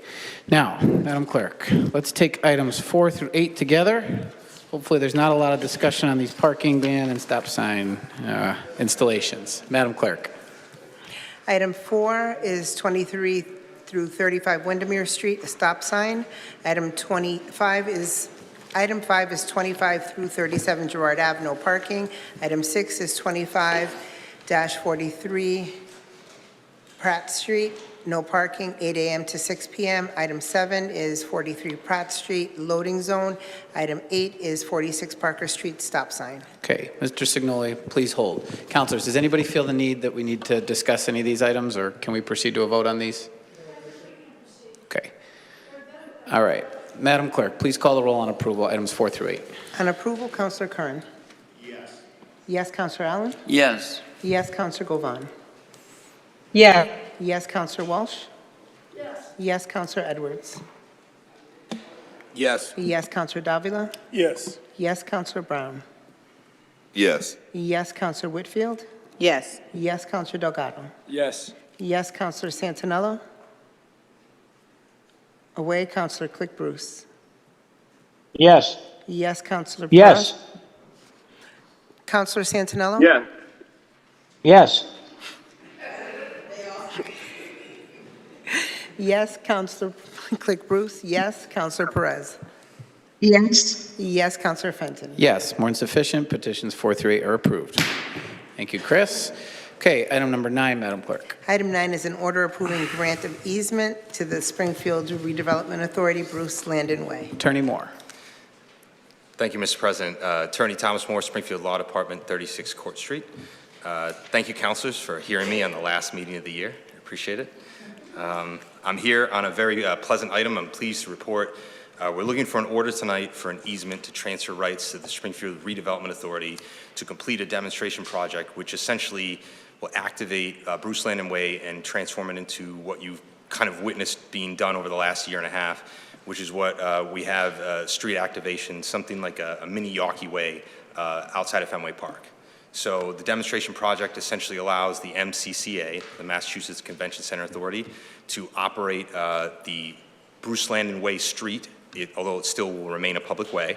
They'll be able to close it for certain events, and they'll be able to activate the space for exhibition space or even entertainment, say like, for example, for a Thunderbirds game or for a convention of sorts. We'll be able to use the streetscape in addition to the pavilion space across the street. And together with the development of the new parking facility, the MCCA has invested about $55 million in the project in total. And that incorporates the facility at the new Convention Center car park, as well as the pavilion across the street at 22 East Court Street, and then now with the Bruce Landon Way improvements that were made. Thank you, Attorney Moore. Any questions from the council on approval of the easement? Councilor Davila. Thank you, Mr. President. Tom, So that's going to be closed for specific events, not for the season? Yeah, it's not a permanent closure. You're correct, Counselor. It's closure for events of the MCCA. So it will be closed on certain days, but obviously it'll be open for one-way traffic going from Main Street to Dwight Street on other days. Okay, and who will be in charge of closing the street? It's a cooperative effort with the DPW and the MCCA, where the MCCA will have certain events that they'll be giving us notice. They'll be closing the street. They'll be doing that, and then the street will be back open. It's the two bodies kind of working together to make sure that we have the openings and closings done in a professional, safe manner. So by doing this, it's not, you won't be required to come to us every time you want to close it. We just give you like a blanket. Yeah, right. authority. The easement essentially anticipates that when they have an event that's taking place, they'll have the option to close the street or not. They won't do it for every event. I think some of them, during the winter months in particular, you're probably not going to be using a lot of the activated street space. But you can definitely see during the spring, the summer, and the fall that they would want to use the street as much as they could for certain things. Again, it kind of lends itself event to event, Counselor. So yeah, it's going to be up to them to decide whether they want to close it or not. And obviously, they're going to notify us and work in cooperation with us. So Attorney Moore, this is similar to what we did with 4th Street, correct? To get Delgado, he can't get it. It's a little bit different, Counselor. The difference in this is it's really modeled after the Boston Redevelopment Authority's project outside of Fenway Park, where the BRA kind of developed this demonstration project model where they worked with the city and then with the Red Sox and the private property owners who were, abutting Yawkey Way, and they kind of secured all these rights to allow the concourse area to open up. In our case, we have a little bit easier of a task because the MCCA owns essentially almost all the property on the street, Right. and it's a much smaller area. So yeah, but that's the vision, is that you're going to have this space activated going forward for big events at the convention center. All right, and what are the last question, what would the benefits for the city be?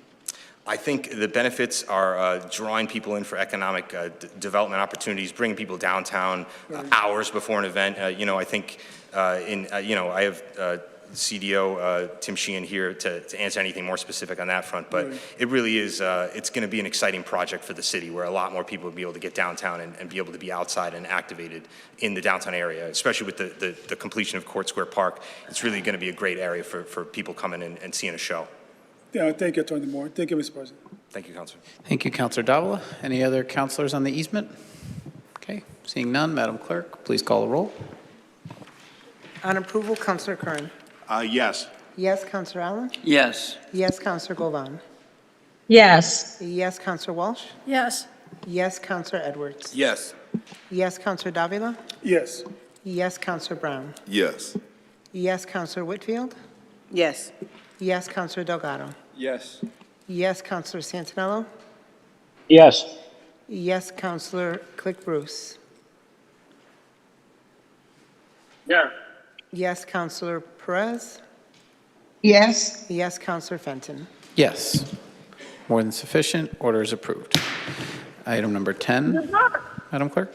Item 10 is an approval of a tax increment exemption agreement for 113 State Street and 1163-1167 Main Street. Mr. Connors. Thank you, Mr. President. Brian Connors from the Economic Development Office, 274 Springfield Street, Springfield. This project is one the council heard for special permit and approved this year. This request is for the developer who would like to access the state's Housing Development Incentive Program, which is the market rate housing program, which requires a tax increment exemption agreement be executed with the city of Springfield in order to apply for that program. The project is the Main Street properties at State and Main. There are 4 properties, so the 2 items are really one project split into 2 agreements. The developer is McCaffrey Interests out of Chicago. I believe they are available remotely, represented by Ed Woodbury, should there be any questions after this. And the project is a $68 million investment that will result in 99 units of housing, new ground floor retail, and 20% of the units will be affordable. The tax increment agreement is the same agreement that we've utilized for all HDIP projects, the most recent one being the Willie's Overland building on Chestnut Street. Thank you, Mr. Connors. Questions or comments from the council? Councilor Whitfield. Yeah, I just want to know what that agreement is, like, what type of relief, tax relief are they getting for how long?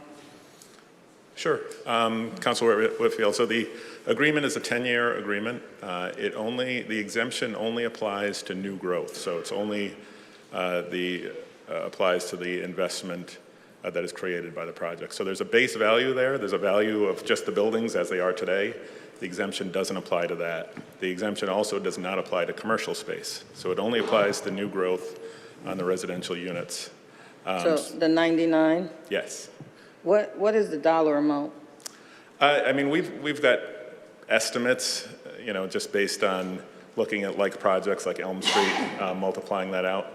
Basically, the city will receive, through the 10-year life of the agreement, 53% of the new growth, in addition to all of the other existing revenue that comes out of it. And the developer would save 47% of that amount. This one's hard for me. I'm not gonna even, because of property tax going up, and then new growth is one of the revenues that offset property tax. This company or developer, you said they're from out of town? Chicago.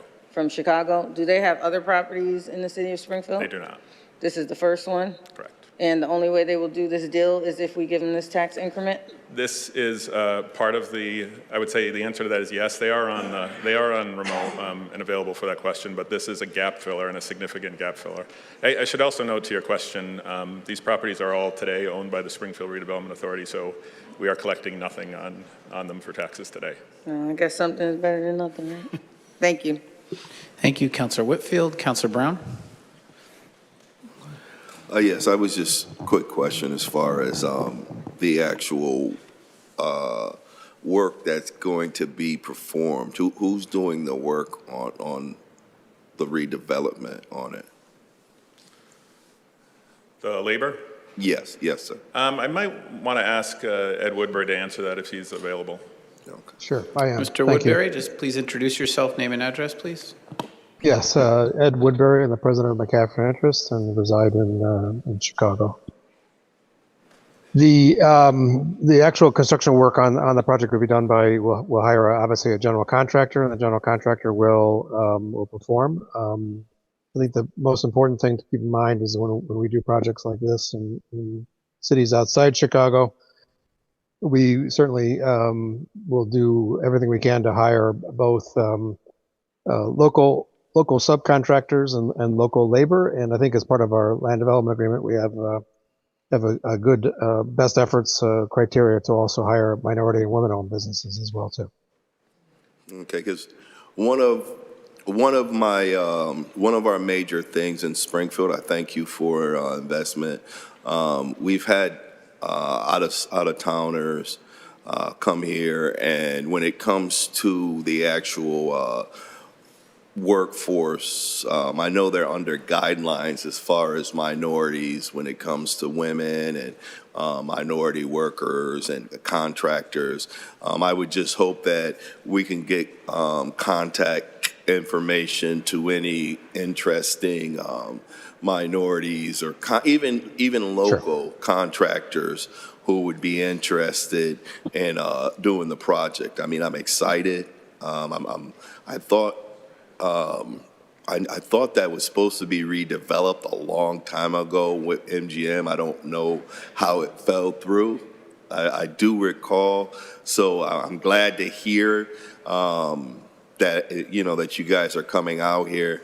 But I would just really look to emphasize good neighbor policy is to make sure that we're hiring local and we're hiring minorities. So, I mean, if you can make sure that the council body and the city itself has the information possible in order to get in contact with you so we can make sure that that occurs. Sure, no problem. And as I said, our land development agreement that we have with the Springfield Redevelopment Authority already has some of those requirements in it. And so obviously we'll be abiding by those requirements. Thank you, Councilor Brown. Councilor Davila. Thank you, Mr. President. Just following the line of questioning from my colleague, if I may, Brian or Tim, I don't know who wants to answer this, but what is the new growth that we're estimating with this project yearly, roughly? A dollar value? Yeah. So I will preface this with the assessors are going to be continually, this will be kind of a work in progress. So they're going to build a value based on income and a market value. We looked at a comparison of other like properties in Springfield. The base value of the value of the 4 properties today is about $3 million.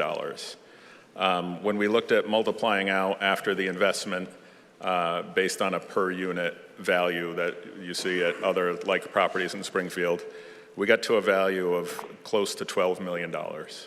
That's value, that's not taxes paid, but that's, if that answers your question. So that's $12 million value. Would you be able to tell me how much the city will roughly collect, if you can? So if it were that number, and again, I'm not an assessor, so we're guesstimating. This is just a rough number based on comps. Base value taxes, which would be collected no matter what, would be about $46,000 a year.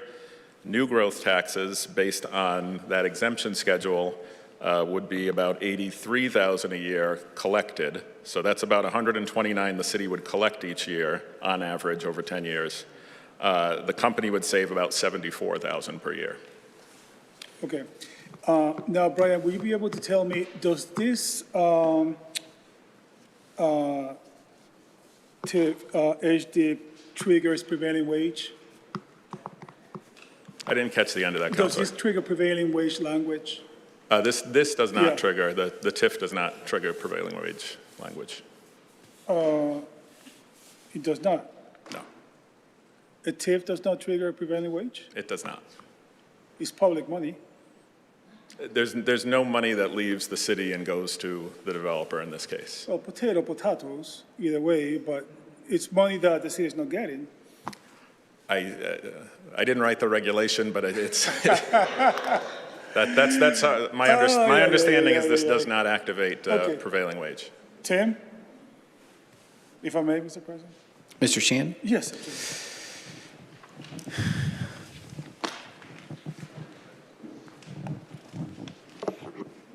Just introduce yourself quick, Tim, please. Tim Sheehan, Chief Development Officer, 26 Eckington Street, Springfield, Mass. Yeah, good to see you, Tim. Good to see you. What are your thoughts about, is this correct, that, not that I'm doubting Brian, but why is it that we're not triggering prevailing wage, which is public money? It's a state program. The state structured the regulations for the program, and it doesn't require it. It's not something that the cities imposed into the program. It's the state. And we're bound by the state. It's a state program that we're ultimately going through the process of applying to, ultimately under their rules. So I know we haven't got to that yet, Tim, but please let me ask you ahead of time. Does that apply to the TIF, to the other two TIF that we have, to the other TIF that we have here? It ultimately, if there's other funding sources that trigger that would come into the project, then that would change, and there would automatically be a requirement to do prevailing wage. Okay. So if there's other public funding that comes into the project other than this particular program, that could trigger I it. understand. What about the, I believe it's called the REO, the Responsible Employing Ordinance? Does that trigger any kind of? I believe that statute actually references public development projects, not private development projects. This is a private development project. I understand. The thing that I'm having a hard time is like, it's money, public money the city is not collecting. I see that at one point we're going to be getting roughly $129,000 a year, which we absolutely need. But I'd like to have my cake and eat it too. I would love to have that prevailing wage as well. Understood. So thank you, Tim. Mr. President, if I may, the developer that joined us, Yes, Mr. Woodbury's still on. Mr. Woodbury? Yes. Mr. Woodbury, good afternoon, my good sir. Good evening. Good evening. Did I say good afternoon? Good You evening. confused me with the applicant. So, my good sir, well, welcome to Springfield. Thank you for investing in Springfield. Can you tell me a little bit about your company and I did believe you say something about meeting some sort of, to my colleagues' line of questioning, hiring quotas, I believe was the word you used. Not sure it quite gets to the quota word, but first of all, Whatever language you use, Councilor, yeah. yeah, I'll explain that in a second. So the McCaffrey Interests is a Chicago-based company. We've been in business for 35 years. We specialize in lots of different real estate development projects, but have a particular expertise in historic rehabilitation projects, which this is. We've used federal and state historic tax credits to restore buildings in Chicago, Pittsburgh, San Francisco, and several other places around the country.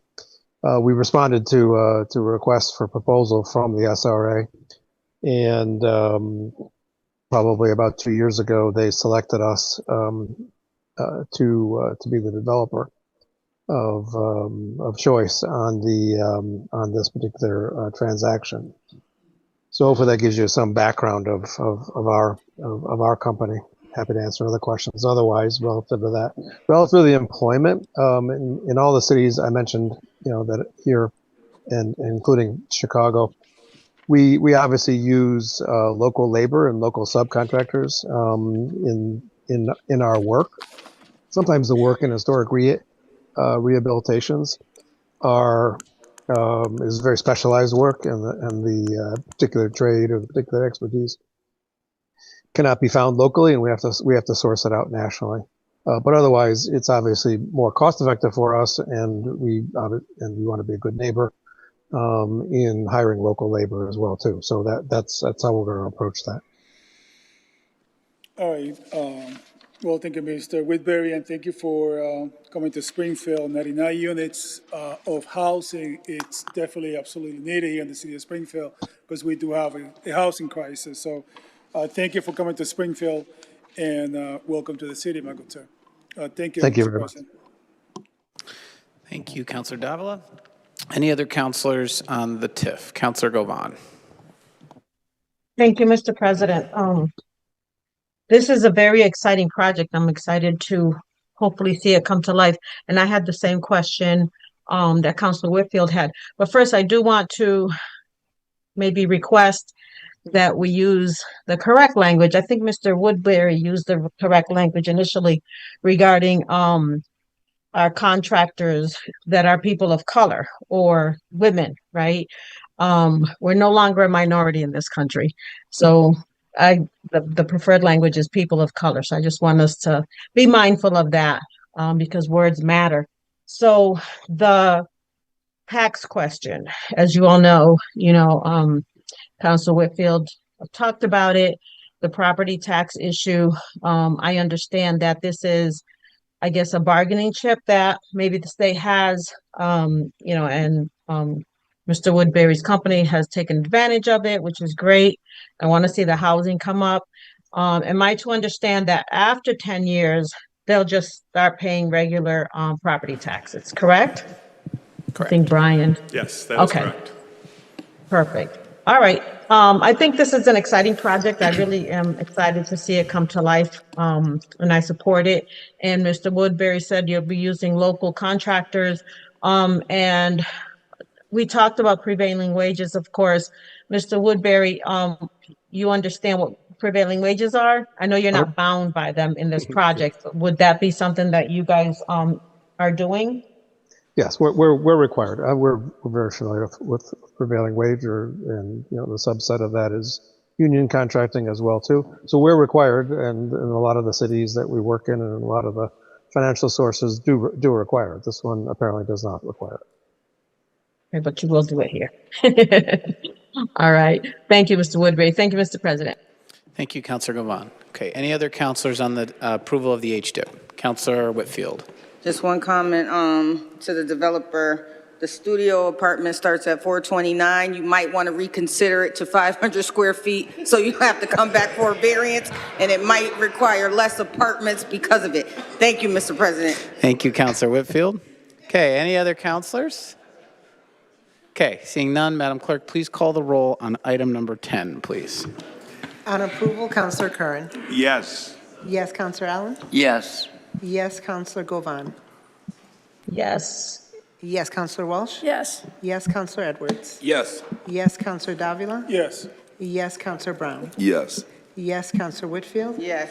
Yes, Counselor Delgado. Yes. Yes, Counselor Santinello. Yes. Yes, Counselor Click Bruce. Counselor Click Bruce. Yeah. Yes, Counselor Perez. Yes. Yes, Counselor Fenton. Yes, order is approved. Item number 11. Item 11 is an approval of the tax exemption agreement for 1155 Main Street and 11-21 Stockbridge Court.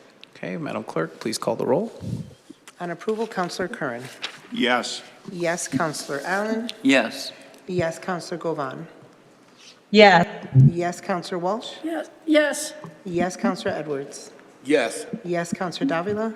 Yes. Yes, Counselor Brown. Yes. Yes, Counselor Whitfield.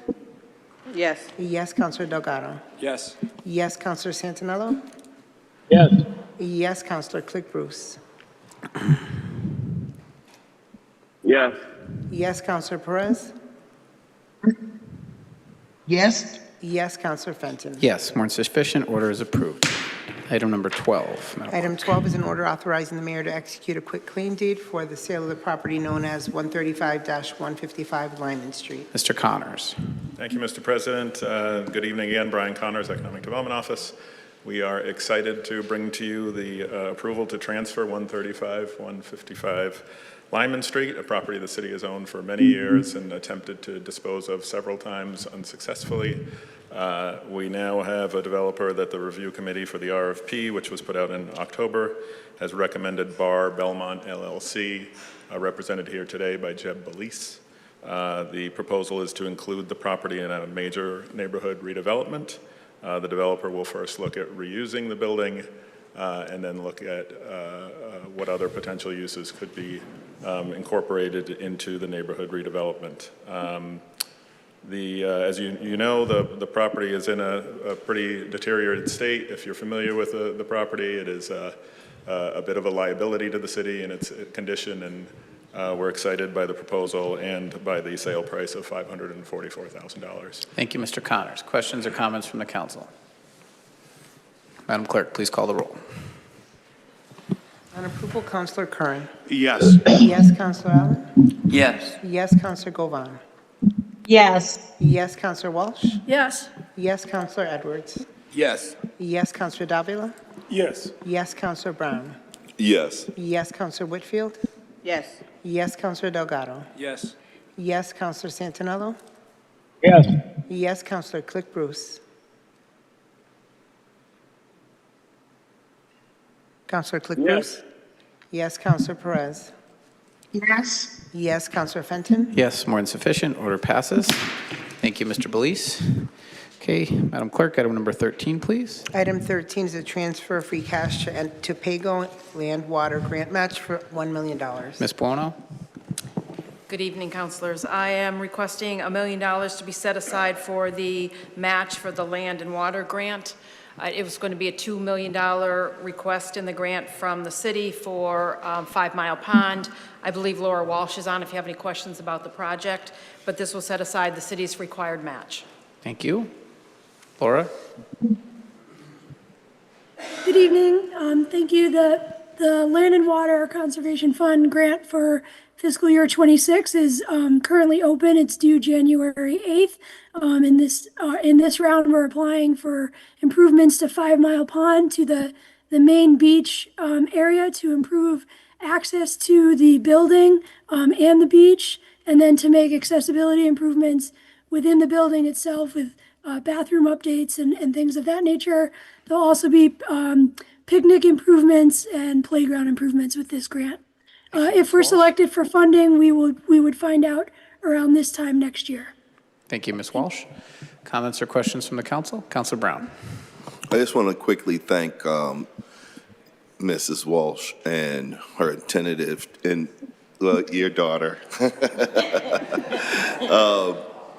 I think a lot of people don't understand. A lot of us grew up at 5 Mile Pond, and it's gotten worse and worse and worse. So to see, I know if anyone can help with improvements, I know it's Laura. She's done a great job with different parks, getting them in even my community. So I want to commend you again for your work, and I can't wait to see it done. I think we truly need to make, that's like the beach in the inner city. We have to make sure we make that beautiful. So if anyone can do it, you can. I thank you. Thank you, Mr. President. Thank you, Councilor Brown. Councilor Davila. Thank you, Mr. President. Laura, good to see you. Good evening. Quick question. Is this money also going to be used for water treatment / testing, or just for infrastructure? It'll be mainly for infrastructure. The Land and Water Grant does not support the water quality testing and water treatment. That would be something we would have to pay for ourselves outside of the grant. Now, I have to say I'm very happy to see this. When I saw this on the agenda, I thought of the meeting, might have been maintenance and development. There was a young man who was truly advocating and stepping up, and I know that he had brought up a lot of concern. And his name escapes me right now, but I'm glad that his concerns and the neighborhood concerns are going to be addressed, and that this jewel of a park is going to be able to remain open and to be safe. So good job, Laura. Thank you, Councilor Davila. Councilor Govan.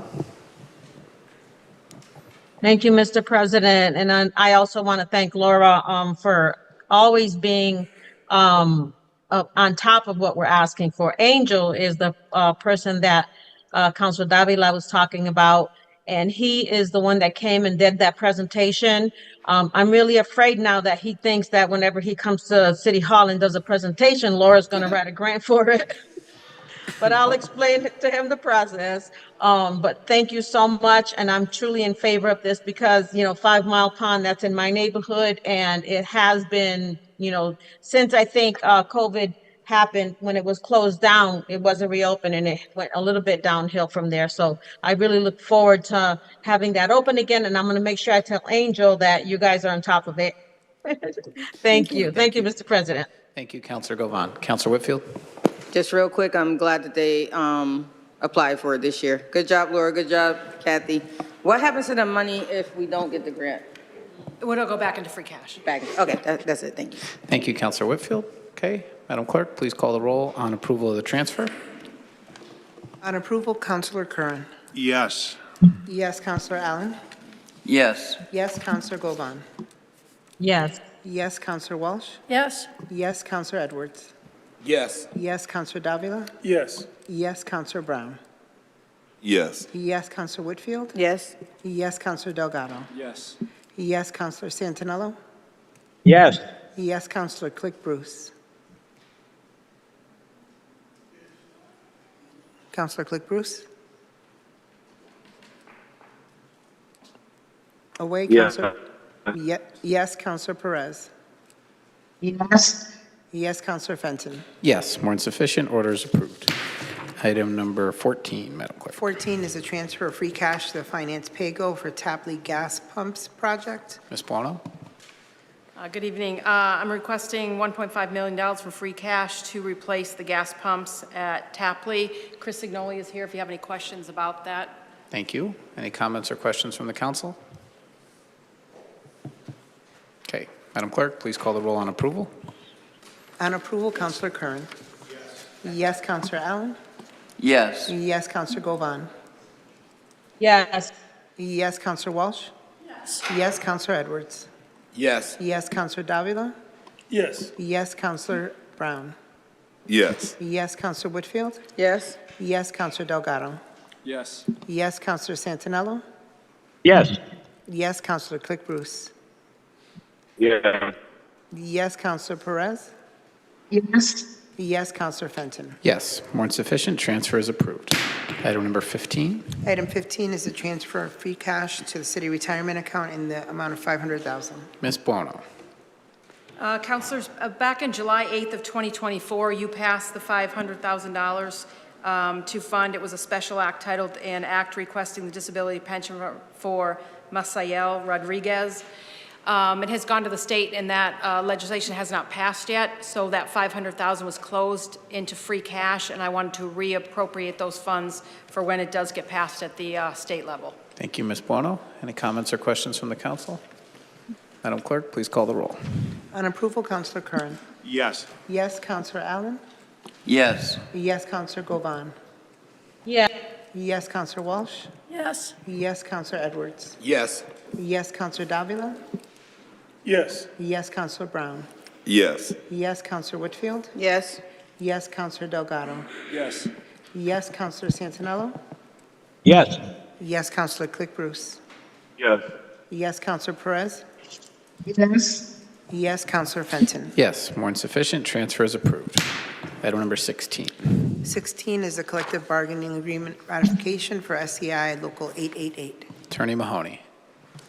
Good afternoon, Council. Good evening, Councilors. Thank you for having me here tonight to talk about a contract ratification with SEIU Local 888, which represent the engineers in the DPW. There's about 11 positions in the bargaining unit. I think about 9 of them are filled right now. Includes engineering aide, construction inspector, civil engineer 1, 3, and 4. We had 11 bargaining sessions. We began bargaining on October 2nd, 2024. The parties have agreed to a wage increase of $1.50 an hour in year 1, which would be 7/125 effective and retroactive. 2%, 2%, 2% in the second contract, which would be 7/126 to 6/30/29. There's currently a $15 a week benefit if you hold a bachelor's degree in 2 engineering fields. We've increased the engineering fields to 3, adding industrial engineering, and we've increased that to $25 a week instead of the $15. We've had a $75 a week benefit if anyone gets their professional engineer's license. None of them have it now. It's very hard to attain. We're trying to encourage them to get that. And there is a signing bonus of $1,500 for members of the bar unit that are still in the bar unit as of today. Again, duration of the contract, 7/125 to 6/30/26 is the first contract. 7/126 to 6/30/29 is the second contract. Thank you, Attorney Mahoney. Any councilors, comments or questions? Councilor Brown. I just have a quick question. Every time these things are brought up to us, why don't they ever have the union people? Do they ever get a chance to come in and talk to us, like now? So they come and talk to me quite a bit, Counselor.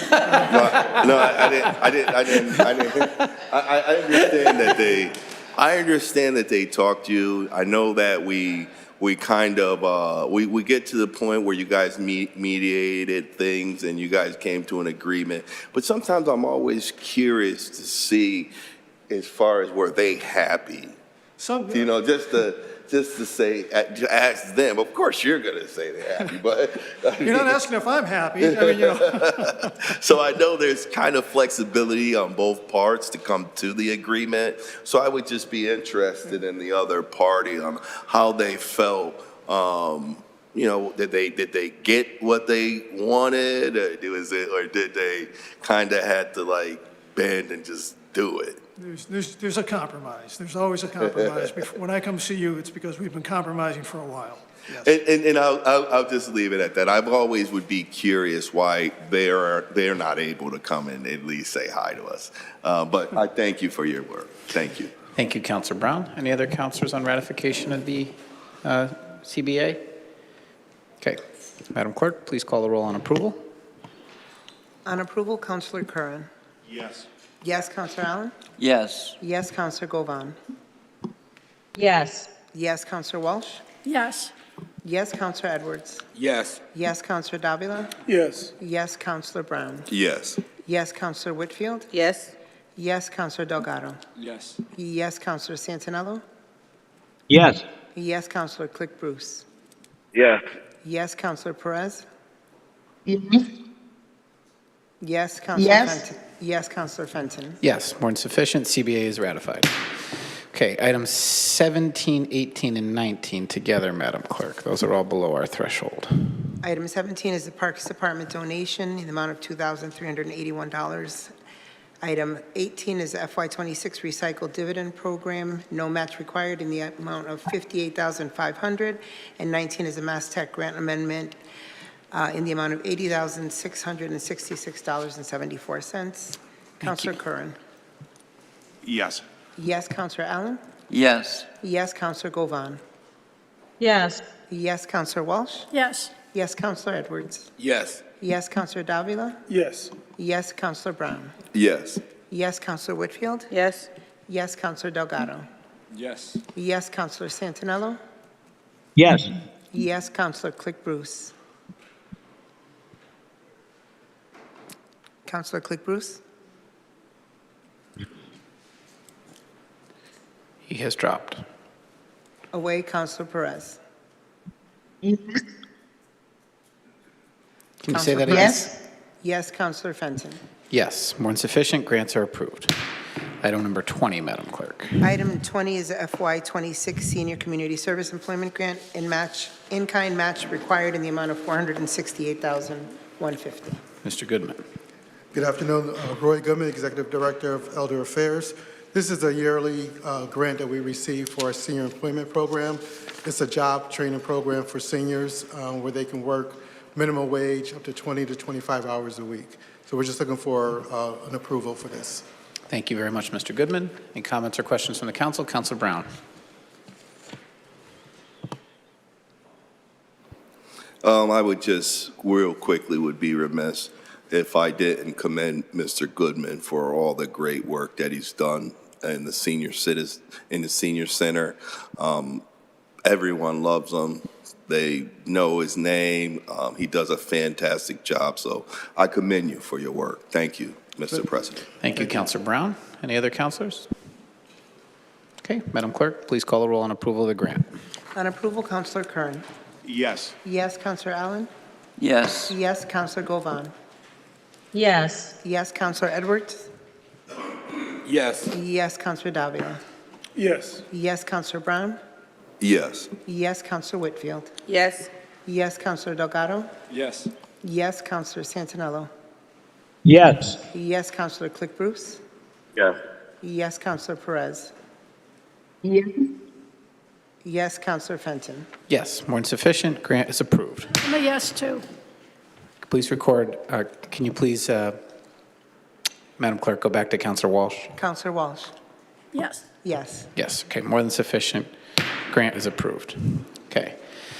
That will conclude our normal agenda here, councilors, for the night. We have two more main matters to address. The first is a recognition and honor that the council would like to bestow on a couple of our outgoing colleagues who have served with us for many years. So at this time, I'd like to make a few remarks about Councilor Sean Curran, and today being his last meeting. Then I'll turn it over to other councilors if they'd like to offer any parting words. And we have a gift for Councilor Curran and would invite him at that point to say a few words if he'd like. And I've written up some thoughts here, and I'd like to read them and start us off in this way. Tonight we gathered not just for another city council meeting, but to honor the service of a dedicated public servant and a true champion for the city of Springfield, Sean Curran, who was with us for his final time as a Springfield city councilor. Sean's commitment to Springfield has been unwavering. After a decade of service as a state representative, Sean answered the call to serve once again in 2019 when he first was elected back to this body. Whether introducing thoughtful policy, championing economic development, or responding to the needs of our neighborhoods, Sean has always worked with vision, integrity, and a deep sense of responsibility. During his tenure on the council, Sean has led efforts on economic development and downtown revitalization, including championing the idea for a food hall in downtown Springfield, advocated for smart planning and housing standards by presenting and advancing an ordinance to set the minimum square footage requirements for apartments, fought for critical funding for our community, including introducing a resolution recently urging state legislators to restore over $3 million in casino mitigation funding, called for thoughtful long-term public safety planning and urging the city administration to initiate a feasibility study for a new public safety complex and more. Beyond any single resolution or ordinance, Sean's leadership has been defined by curiosity, creativity, and a willingness to ask, why not Springfield? He has consistently brought forward bold ideas that help us imagine a stronger, more vibrant future, and then work collaboratively to turn those ideas into action. But perhaps most importantly, Sean has brought to this council a generosity of spirit, a readiness to listen, to debate constructively, and to build consensus. His service has strengthened not just policies and programs, but the very fabric of our civic life. Sean, on behalf of the Springfield City Council and our residents, we thank you for your service, for your leadership, and for your friendship. We are better for your time here, and we look forward to seeing the many ways in which you will continue to enrich our community in the years to come. Please join me in congratulating Councilor Sean Curran.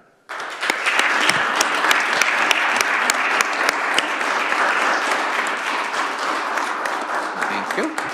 Okay, would councilors like to make any remarks for Councilor Curran before we turn it over to him? Councilor Walsh?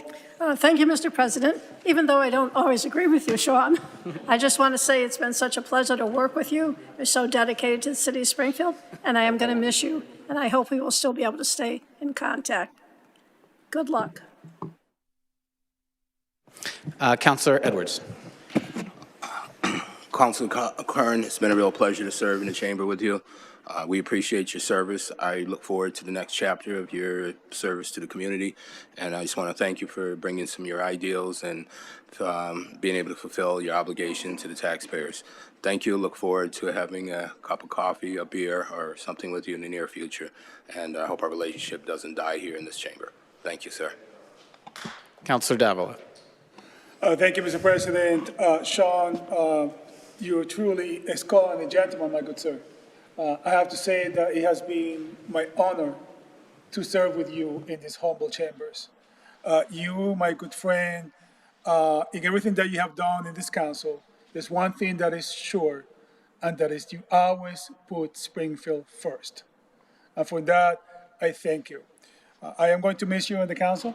I am sure we have not heard the last of you, my good sir. I'm sure you will stay engaged, that you will continue to contribute here in this great city. And not only as a resident, but also as a fellow councilor. It's truly an honor. It has been my privilege. May the Lord bless you and keep you safe. Thank you.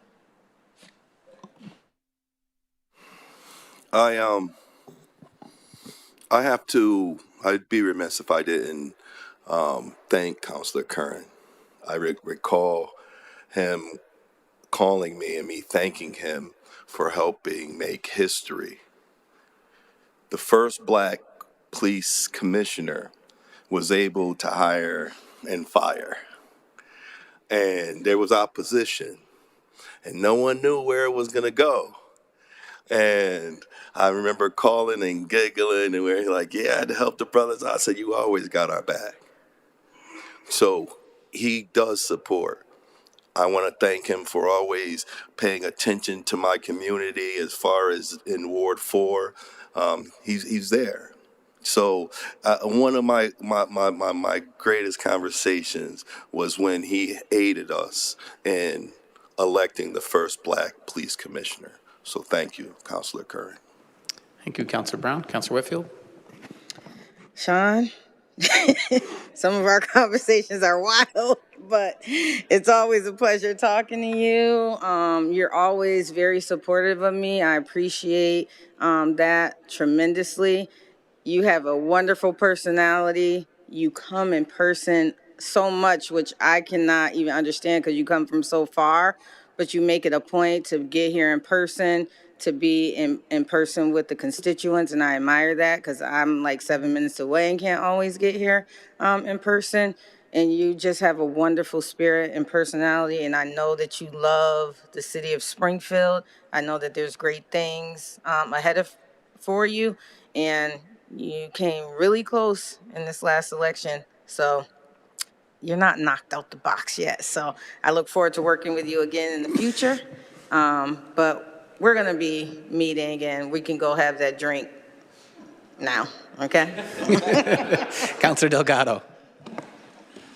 I just want to say thank you to Sean. When I got elected 2 years ago, I talked about wanting to collaborate with my colleagues, and Sean was one of the first people to hit me up, talk about ideas that he's had, and I've known him for a number of years, and he hasn't changed. So thank you for the collaboration. Thank you for the great ideas, because he always comes up with ideas. Sometimes I wasn't sure why he was telling me about the idea, but I always appreciated the fact that he was collaborative in this chamber and collaborative even before we got in this chamber, his time as state rep.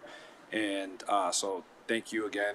And I do want to say something, because there's a lot of times that stuff is said, but we all voted to approve of Superintendent Larry Akers. And there are times that people like to create narratives around that, but we all approved the 65 plus. So I joined you in approving that. And I want to make sure I say that loud and clear, so Mr. Brown can hear that. Thank you, Councilor Delgado. Okay. Thank you, Councilor Delgado. Councilor Allen?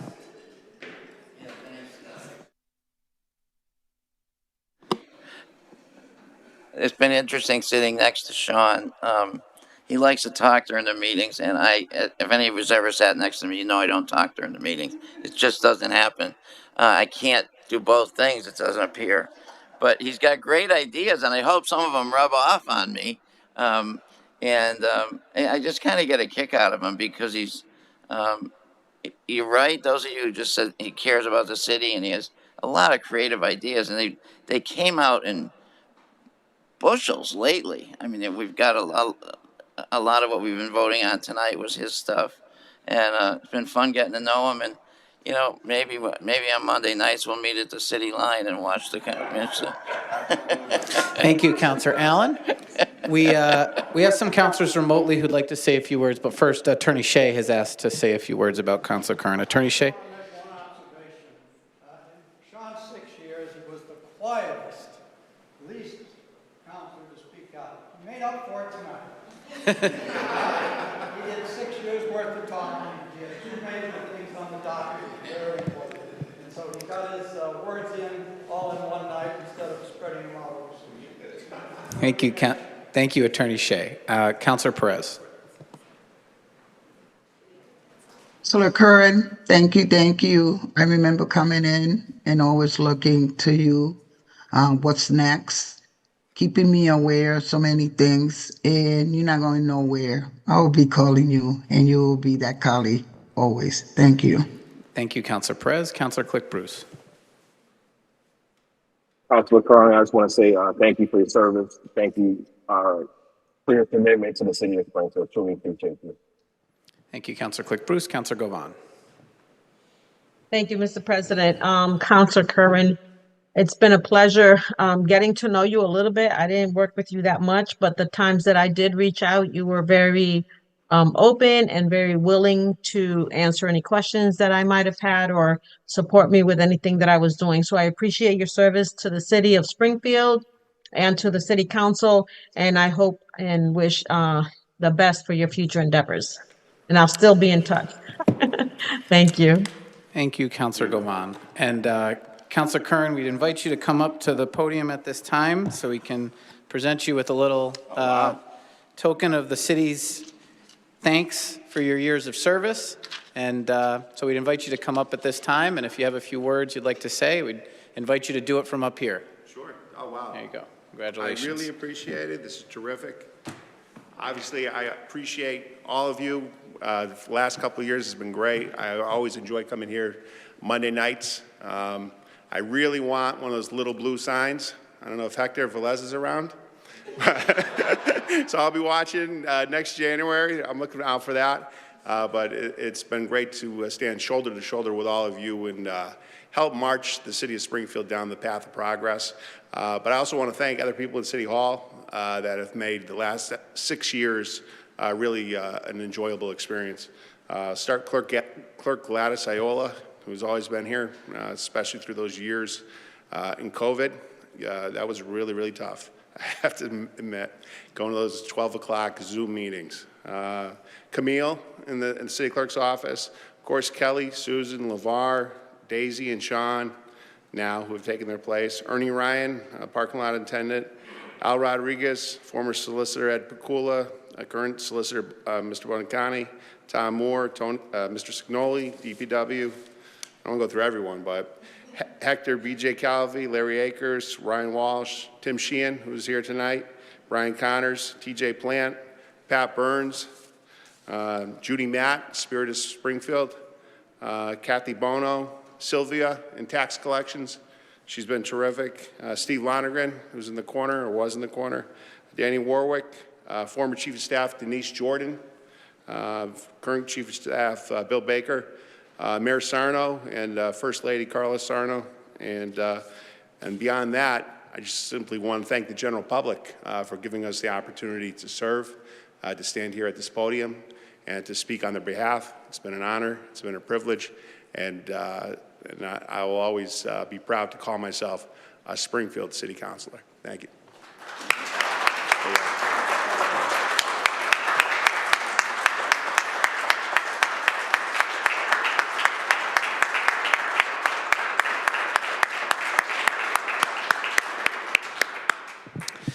Thank you, councilors and Councilor Curran, for your years of service.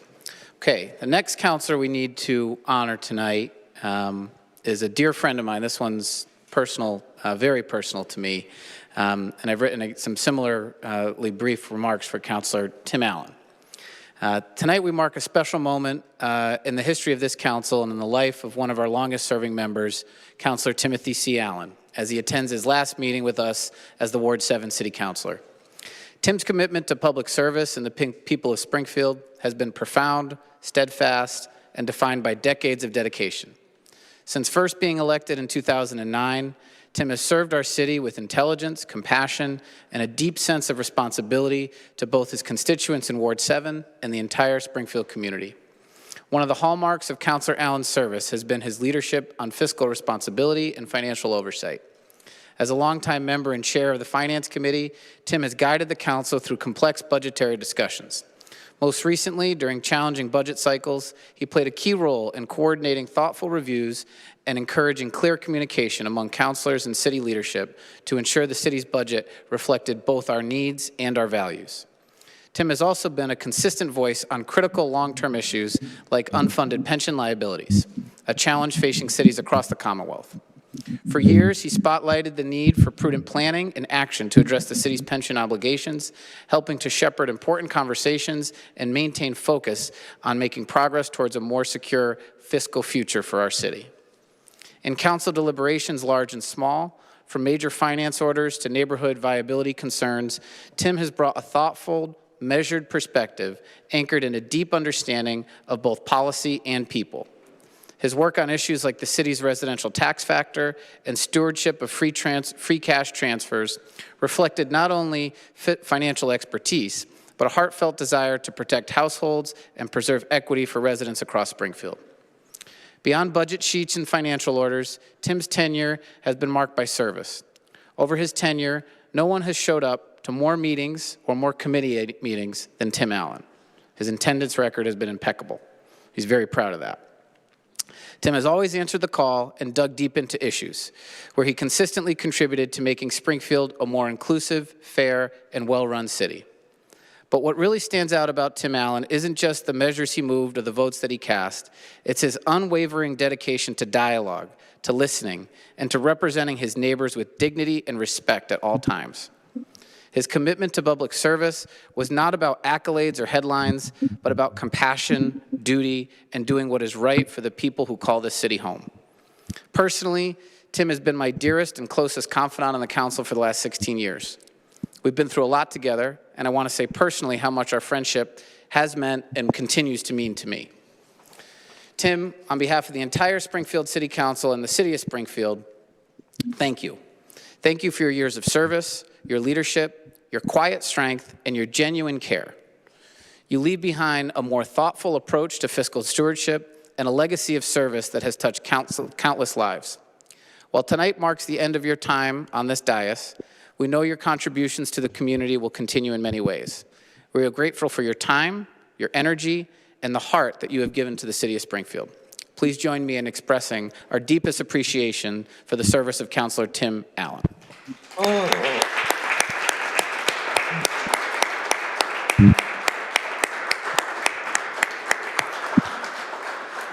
Okay, so if councilors would like to say a few words, Councilor Curran? Absolutely. Just to echo your comments, Mr. President. Tim Allen really has created a culture, I think, of excellence here in the City Council, especially when you look at the subcommittee attendance and how he's at all the meetings, not just subcommittees that he were named to, but throughout the city. And I really think he's changed the culture of the City Council, has made it a body that people have really seen as co-equal branch here in the city of Springfield, and has been a proven leader in creating and formulating thoughtful public policy with department heads. And I think his thoughtful and reasoned voice will be missed, but I think he's had and elevated the Springfield City Council as we've switched from the 9 at-large to the ward representation. So you did a lot for the city of Springfield, Tim, and we will continue to see you here, I'm sure, in the future, talking at Public Speak Out,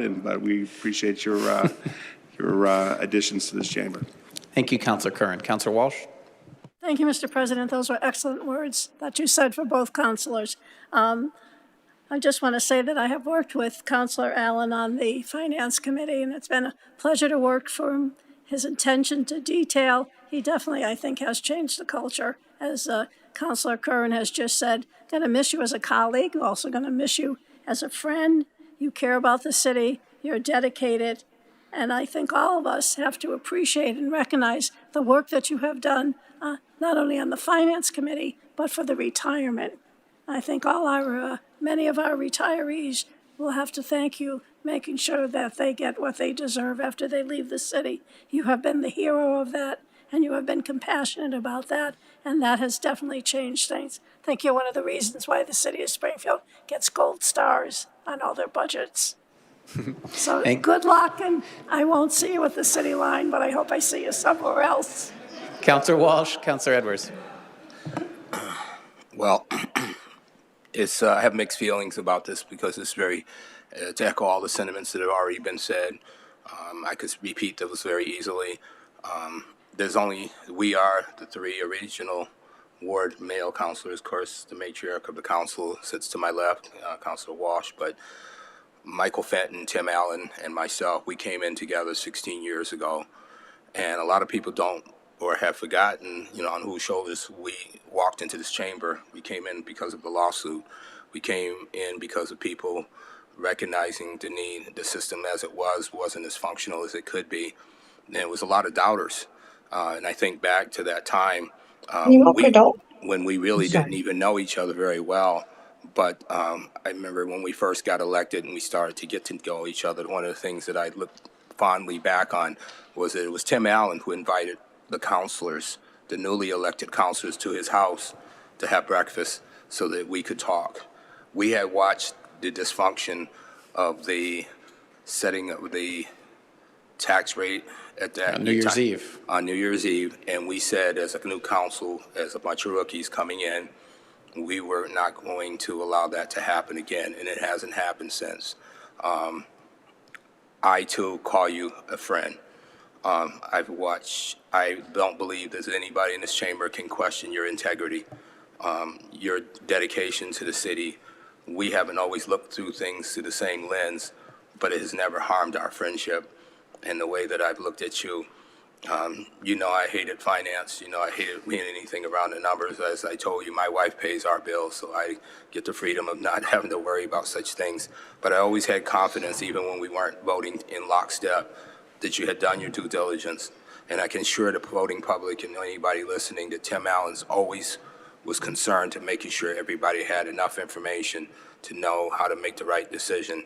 So I will miss my friend. We are no longer the 3 Musketeers. I remember back about a year ago, we all met with Focus Springfield and had a chance to talk together. And I had such a great time. I will miss you, my friend, in the chamber. I hope not to miss you outside of this room. And I hope that I can continue to call you my friend. And I look forward to the next chapter of your life as well. Thank you for your time. Thank you for your service. And thank you for allowing me to call you my friend. Thank you, Councilor Edwards. Councilor Davila. Thank you, Mr. President. Tim, one of the things that I've always admired about you, my good sir, is how thorough you were.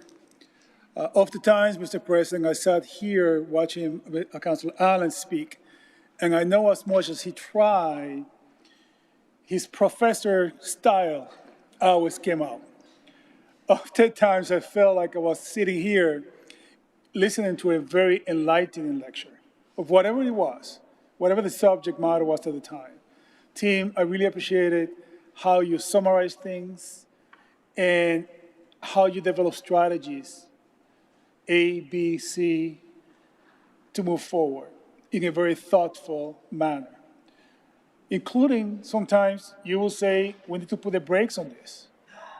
And I always appreciate that because in order to make a good decision, at least I like to have all the facts. And with you, Timmy, I always knew that I was getting these facts straight. And for that, I thank you. Thank you. I also thank you for, if I may, Mr. President, for your work in the Finance Committee, as has been said. You really managed year after year to come back with more money after speaking to the mayor. And for that, I thank you. I wish you the best of luck. And just like I said to Councilor Karen, I have to say, my good friend, that it is an honor to have served with you in these humble chambers. May the Lord bless you and keep you safe. Thank you. Thank you, Councilor Davila. Councilor Brown? I would have to say I've been around a lot of politicians, and some people don't think sweetest and nicest go around. But when I describe you, you're probably one of the nicest, sweetest guys I've ever met. When I first got into the body, he wanted to have have us all do like come together on the weekend and do kumbaya stuff. So I feel bad. I gotta just let you know I did avoid you during.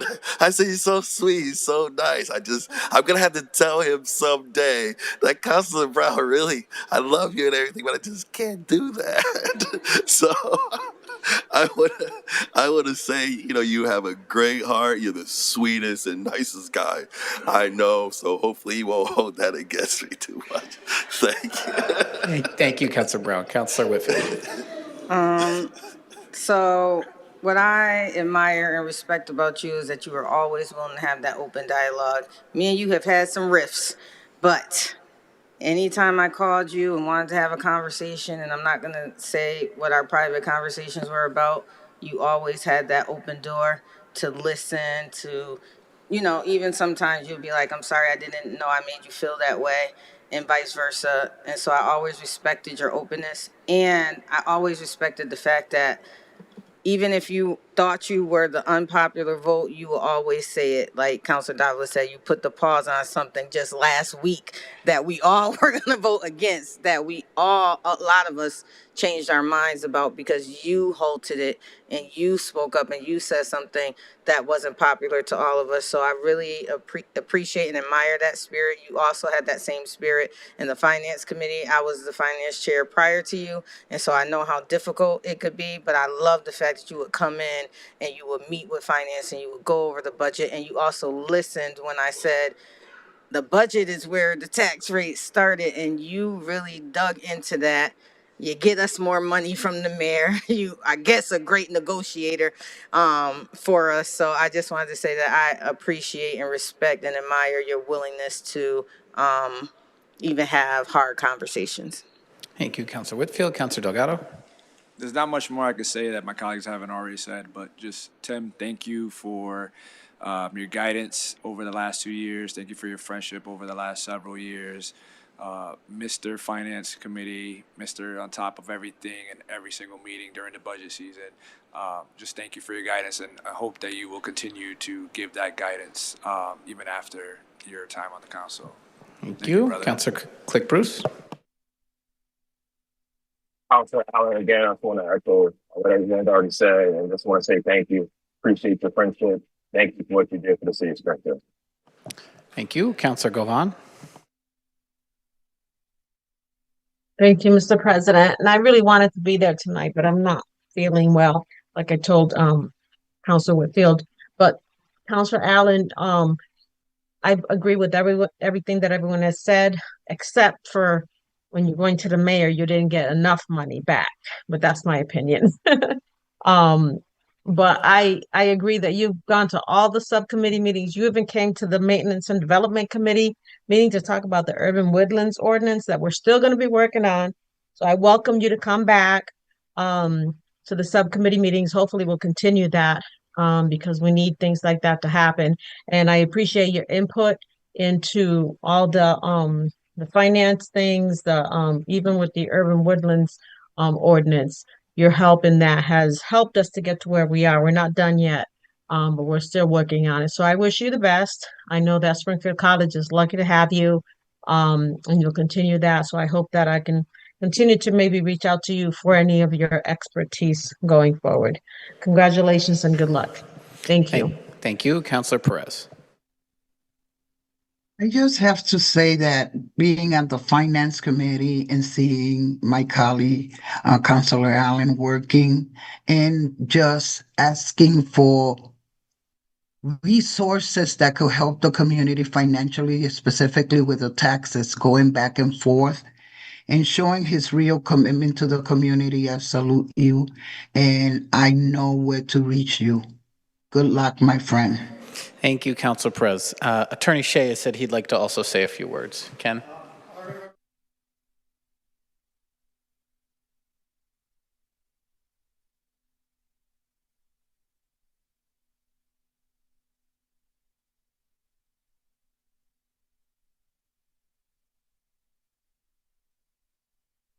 The way it should be done. And the other thing about Tim, and I think he never lost his passion for the job. You know, a lot of us, when we get into a job, in the first couple of years, we're passionate about it. 10 years later, we're just doing the job. Tim never lost that passion. And I would say that the rest of the councilors here, if you could get that passion back that you had when you first ran, you would find that the job would be really exciting. Don't let it just become a job. We like Tim to keep the passion that you had when you got into politics to be able to do well. Thank you, Attorney Shea. So at this time, I think we should give Councilor Allen a round of applause again, please. And Tim, if you come on up.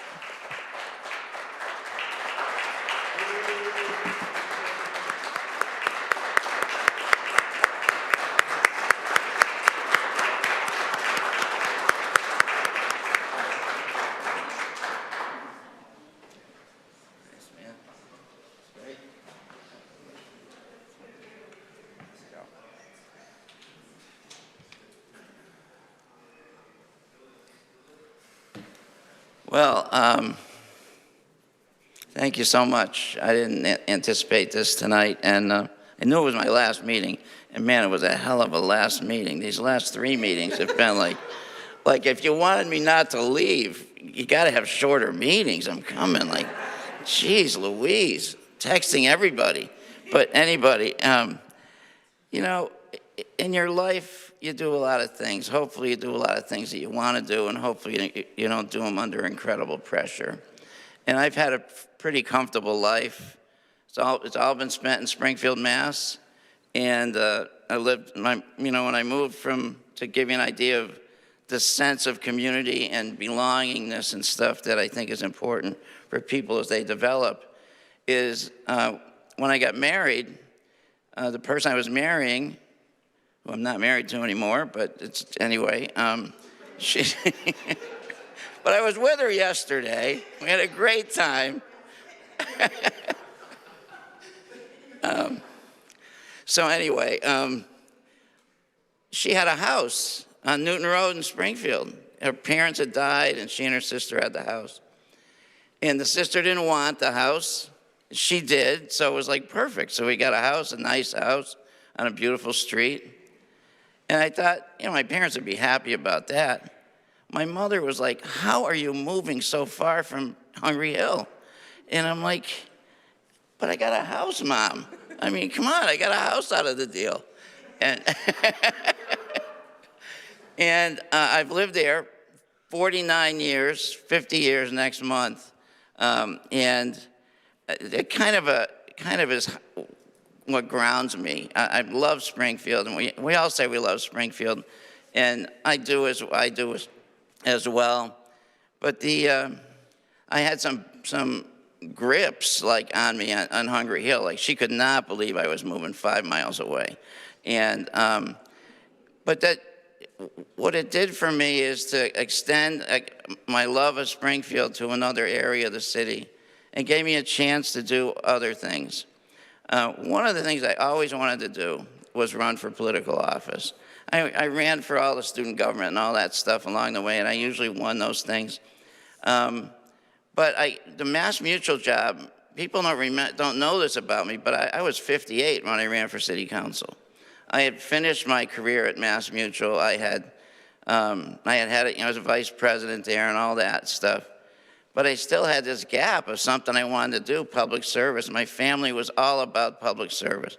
My uncle was on the school committee. My grandfather gave 40 acres of land to the city, all the land behind the Springfield Plaza and behind Big Y, St. James Avenue. He owned all that land, and he gave it to the city. He developed a bunch of houses. It was just a legacy of public service. And I had a gap. I wanted to run, and thankfully ward representation allowed me to do it. I was at the end of my Mass Mutual career was kind of on, I think I was out of there at that point. I was on the backslide, kind of the back nine. So it just fit in perfectly. I mean, luckily you have a lot of lives. You can, if your life goes well, you can live a lot of different lives. And this life was one I really wanted to have. Luckily, I got elected and elected a few more times, and it was great. So appreciate you guys all being part of my story of my life. Now, my story is basketball, as I have 36 games that have just been put on my schedule between now and February 10th. Both of my granddaughter and grandson, both in 10th grade. They both made varsity. One will get a lot of playing time. One might not get much, but I'll be at all the games. And it's just my thing. I have that's the two that are in high school. The two that I was at South Hadley last night, at St. Pat's. I was at Chicopee Comp on Saturday. I go to games constantly, and my family all goes to the same games. So it kind of keeps us together. That's kind of how I look at Ryan McCullum out there. I remember when Ryan McCullum was at a sleepover in my house when he was 14 years old, and I could not corral him. So I drove him home to his house at 3 a.m. And I said, Ryan, it's just not working, man. I mean, you got it. And so I got a lot of history with a lot of places. But I just want to say, I wrote down a couple notes, but they're kind of all over the place. In the life you get, make the most of your life and be as kind as you can to everybody. Kindness, and it just carries so long. And for the longest time, nobody ever used the word kind. And now it's cool to use the word kind again. And I suggest that we all use it as much as we can. The class I teach, I've been teaching at Springfield. I started at Springfield College the month I started at the city council. So I had these two fabulous jobs, both for 16 years. Springfield College has hired me back for the spring. So I got a little more time there. But I teach business ethics. And business ethics it's just a phenomenal class to teach, because so many things you can talk about every day, and all these horrendous things that happened the last few days, they become part of business ethics because of how people treat each other. It's all about how people treat each other with respect and kindness. And I'm always talking to my kids about, the situations they're in and what to fall back on themselves, and be kind and honest with each other. There's just and I think back here, I'm kind of ready for the change. I really wanted to run this year. My son didn't want me to run. Timmy did not want me to run. We had this is a year ago when the nomination papers were coming out. And I said, I really want to run one more time. And my two issues were biomass. I wanted to still work on biomass, and I wanted to make sure the courthouse ends up in a good place, whatever influence I might have on that. Those are the two things. I've done most of the other things, but I will say, you know, having a tornado in my second year, most of the city did not get the tornado. South End, Six Corners, and East Forest Park. And I kind of established my legacy of service through that. We lost 100 houses in East Forest Park. 100 houses were blown away. And we did we did information sessions at Holy Cross Church, and I walked the neighborhoods and talked to people to help them out whatever I could. And that's when I realized what really matters was really being there. It was great to do all the other things, residency and budget and all these other things. But it was walking around after the tornado that I really realized what people need. Everybody was struggling. Everybody in East Forest Park was struggling. Either they lost their house, part of their house, their friend's house, whatever. And I think it established kind of what I wanted to be as a counselor. And that was to be there for people. Hence, I never missed a meeting. I wanted to be there. I said, they paid me. They voted for me. They're paying for me to be a counselor. I'm going to be at everything. And be at everything. And I was at everything. And so, you know, it's been a great run. And I appreciate the support of all of you. Sean had that great list of all the city employees. I just ditto to Sean's list. I didn't do a list, but be kind to each other. Work hard for the city. Everybody is struggling. Everybody in this room has some personal issue they're working on. And the only thing that gets in the way sometimes is when people aren't nice to them or respectful to them or kind to them, help them out. I tell my kids in class, I said, you can make somebody's day every day. No matter what, you find somebody, you say something nice to them, you help them down, you know, hold the door for them, whatever. These are college kids. I said, you have the power to change the people's lives every day with how you treat them. And I tried that. That's kind of how I run my life as best I can, and hopefully I'm successful at times. So thank you for being my teammates and my friends, and appreciate it. So thank you.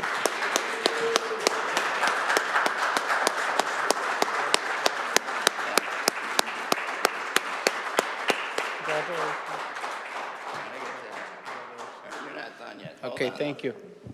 Thank you, Madam Clerk. Okay, so I have a presentation for you. So Mike and I, we both won the same night. We never knew each other. And I kind of won early in the night. You could tell I was going to win. And my brother Rich was around. He was like my campaign manager. And we're driving around the city. What do we do now? You won. What do you do now? And we went to the John Boyle O'Reilly Club. And I met Mike's father, who was there. And Mike had won. And that's where we met, in the parking lot of the John Boyle O'Reilly Club. And our friendship started from there. So they asked me to give you, because we go back so far, to give you this golden gavel, which is your kind of present for being present. Oh, that's very nice. Thank you. Thank you. That's really nice. So our friendship has been, like, I mean, there were times we talked 5 times a day. It's not been as much in recent years. We're both busier, but he's been a tremendous friendship. And having a political friend is different. When you guys are here, you know when you go home and you need to talk about the meeting, there's someone you can always talk to. Well, he was usually the guy I talked to. And the best part about our friendship is it didn't matter how you voted. You know, you just talked. He voted yes, I vote no, and we'd still talk the next day. It was always like that. So thank you. Thanks for being such a great president. Thank you. Okay. That was yes, it was 5 terms. Thank you, Councilor Allen. Well, again, on behalf of the city and the city council, we want to congratulate and thank Councilors Allen and Curran for their longstanding service to the city. And tonight's recognition was the least we could do on behalf of the taxpayers and the citizens of Springfield. So with that, Madam Clerk, that brings us to our last item of the evening, which is our informal caucus. And so with that, for Council Vice President and Council President, I will turn it over to the clerk to run those proceedings. And at this time, I'd ask Councilors Allen and Curran to meet us in the council committee room, and we'd invite Councilor-elect Jerry Martin to step forward. And I know Councilor Hurst was on the remote connection earlier this evening. I don't see him on there right now. There he is. There he is. And Councilor Hurst to also come forward. And we'll take a 1-minute recess while we do that.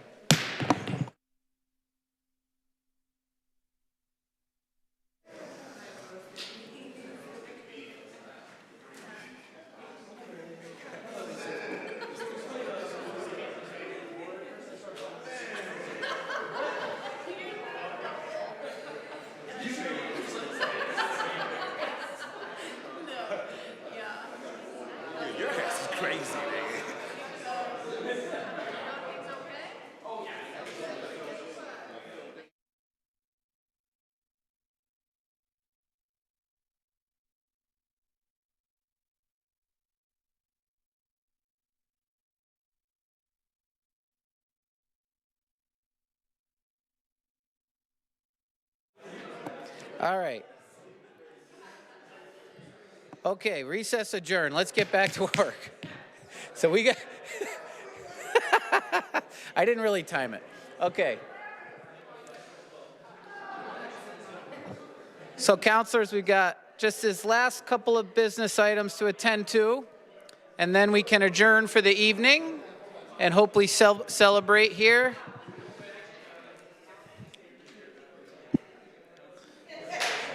Okay. All right. We're going to call the meeting back to order. And Madam Clerk, I will turn it over to you for our informal caucus. Madam Clerk. Good evening, councilors. Thank you, Mr. President. I have the honor of being able to preside over the nomination and informal caucus this evening. I'm going to just go over a little bit of housekeeping, and so that our public at home and here in the chambers understands the process. Councilors can nominate a candidate for the office of City Council Vice President. That's the office that we are going to vote on first. Once the nominations are closed, I, as the clerk, will preside over the roll call vote of the body. Councilors are asked to vote by stating out loud the name of the candidate of their choosing. The candidate who receives the majority of the vote will be deemed the Vice President of the City Council for the 2026 legislative and calendar year. At this moment, I will officially open up the floor to accept nominations for Vice President of the City Council for the 2026 legislative season. Madam President. Madam Clerk, Madam Clerk. I would like to start with the nominations for Vice President. The City Council will be well served to have fellow Council member Jose Delgado to serve as Vice President. So it gives me great pleasure to nominate him to serve as our Vice President. He has an impressive resume, is trusted by the voters, respected by his colleagues. He brings new energy and ideas to the City Council, and I believe he will be a highly effective Vice President. It's my pleasure to nominate Jose Delgado to serve as City Council Vice President. Councilor Walsh nominates Councilor Delgado. May I second? Seconded by Councilor Edwards. Are there any other nominations? I ask again, are there any other nominations for Vice President of the City Council? Hearing none, I'm going to call for a voice vote. I remind each councilor to vote by saying the name of the candidate. Councilor Hurst. I got some new equipment since you were here last. Yes. Oh, The name- I'm sorry. Jose Delgado. Councilor Martin. Jose Delgado. Jose Delgado. Councilor Govan. Jose Delgado. Jose Delgado. Councilor Walsh. Jose Delgado. Jose Delgado. Counselor Edwards. Jose Delgado. Jose Delgado. Counselor Davila. Jose Delgado. Jose Delgado. Counselor Brown. Jose Delgado. Jose Delgado. Counselor Whitfield. Jose Delgado. Jose Delgado. Counselor Delgado. Jose Delgado. That feels weird saying it. Jose Delgado. Counselor Santinello. Jose Delgado. Jose Delgado. Counselor Click Bruce.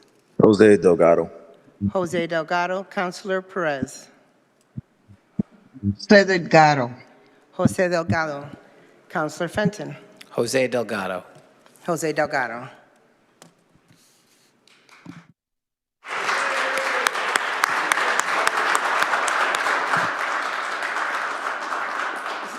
City Councilor Jose Delgado has received sufficient votes to be elected as City Council Vice President. At this time, I will give Councilor Delgado the floor. I forgot that you get to speak after this. So I just want to say thank you to my colleagues for your trust in me to serve in the vice president role. I came on this council 2 years ago to want to collaborate and serve with others, work on transparency, and work on moving the city forward. And that's what I will continue to do as vice president. And I'm looking forward to working with the council president to make sure that we get that done, because we have a lot of things that the city will be seeing over the next several years with the economy. Cost of living, affordability is higher on voters' minds, and so we want to make sure that we continue to do that good work. So thank you for everybody for your support.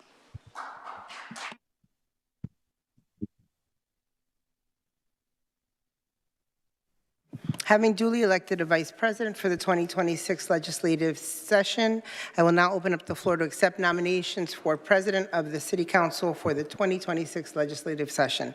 Again, as with the previous vote, the candidate who receives the majority vote will be deemed the president of City Council for 2026. I'm officially opening up the floor to accept nominations for president. Madam Clerk? Nominate Tracy with. Councilor Walsh? Yes, as Chair of the Springfield Women's Commission, I'm proud to nominate my fellow Commissioner, Tracy Whitfield, to serve as our City Council President. Tracy will be the first African-American female City Council President in our city's history.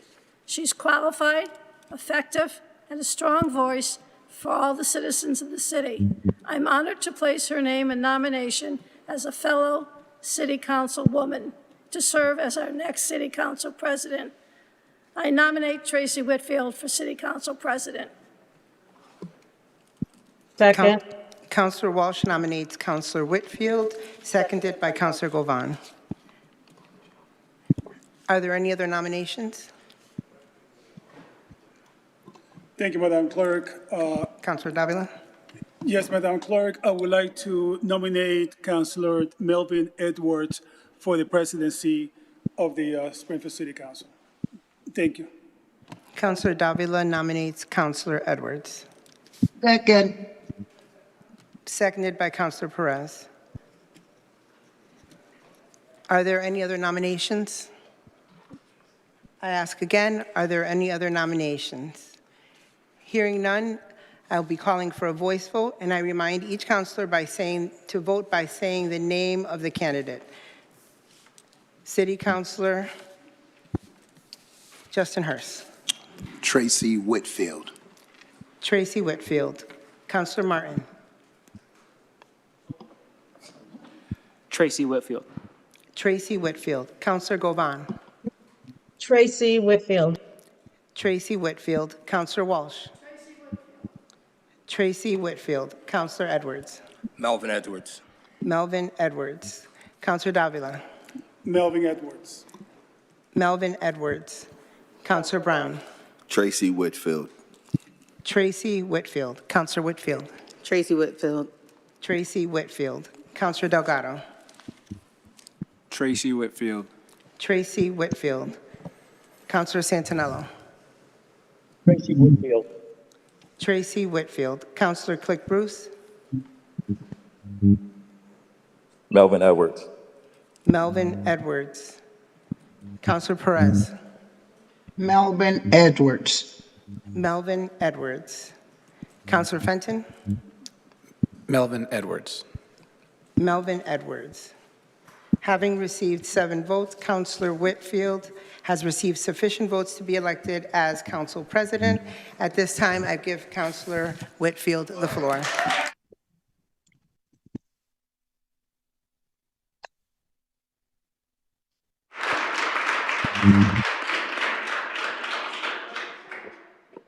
Thank you, everybody. I'm going to say my long speech for January 5th, and I invite everybody to come to White Lion and have a drink on me. Thank you. Thank you. Any more business, Madam Clerk? There's not. Okay, council is adjourned for the year.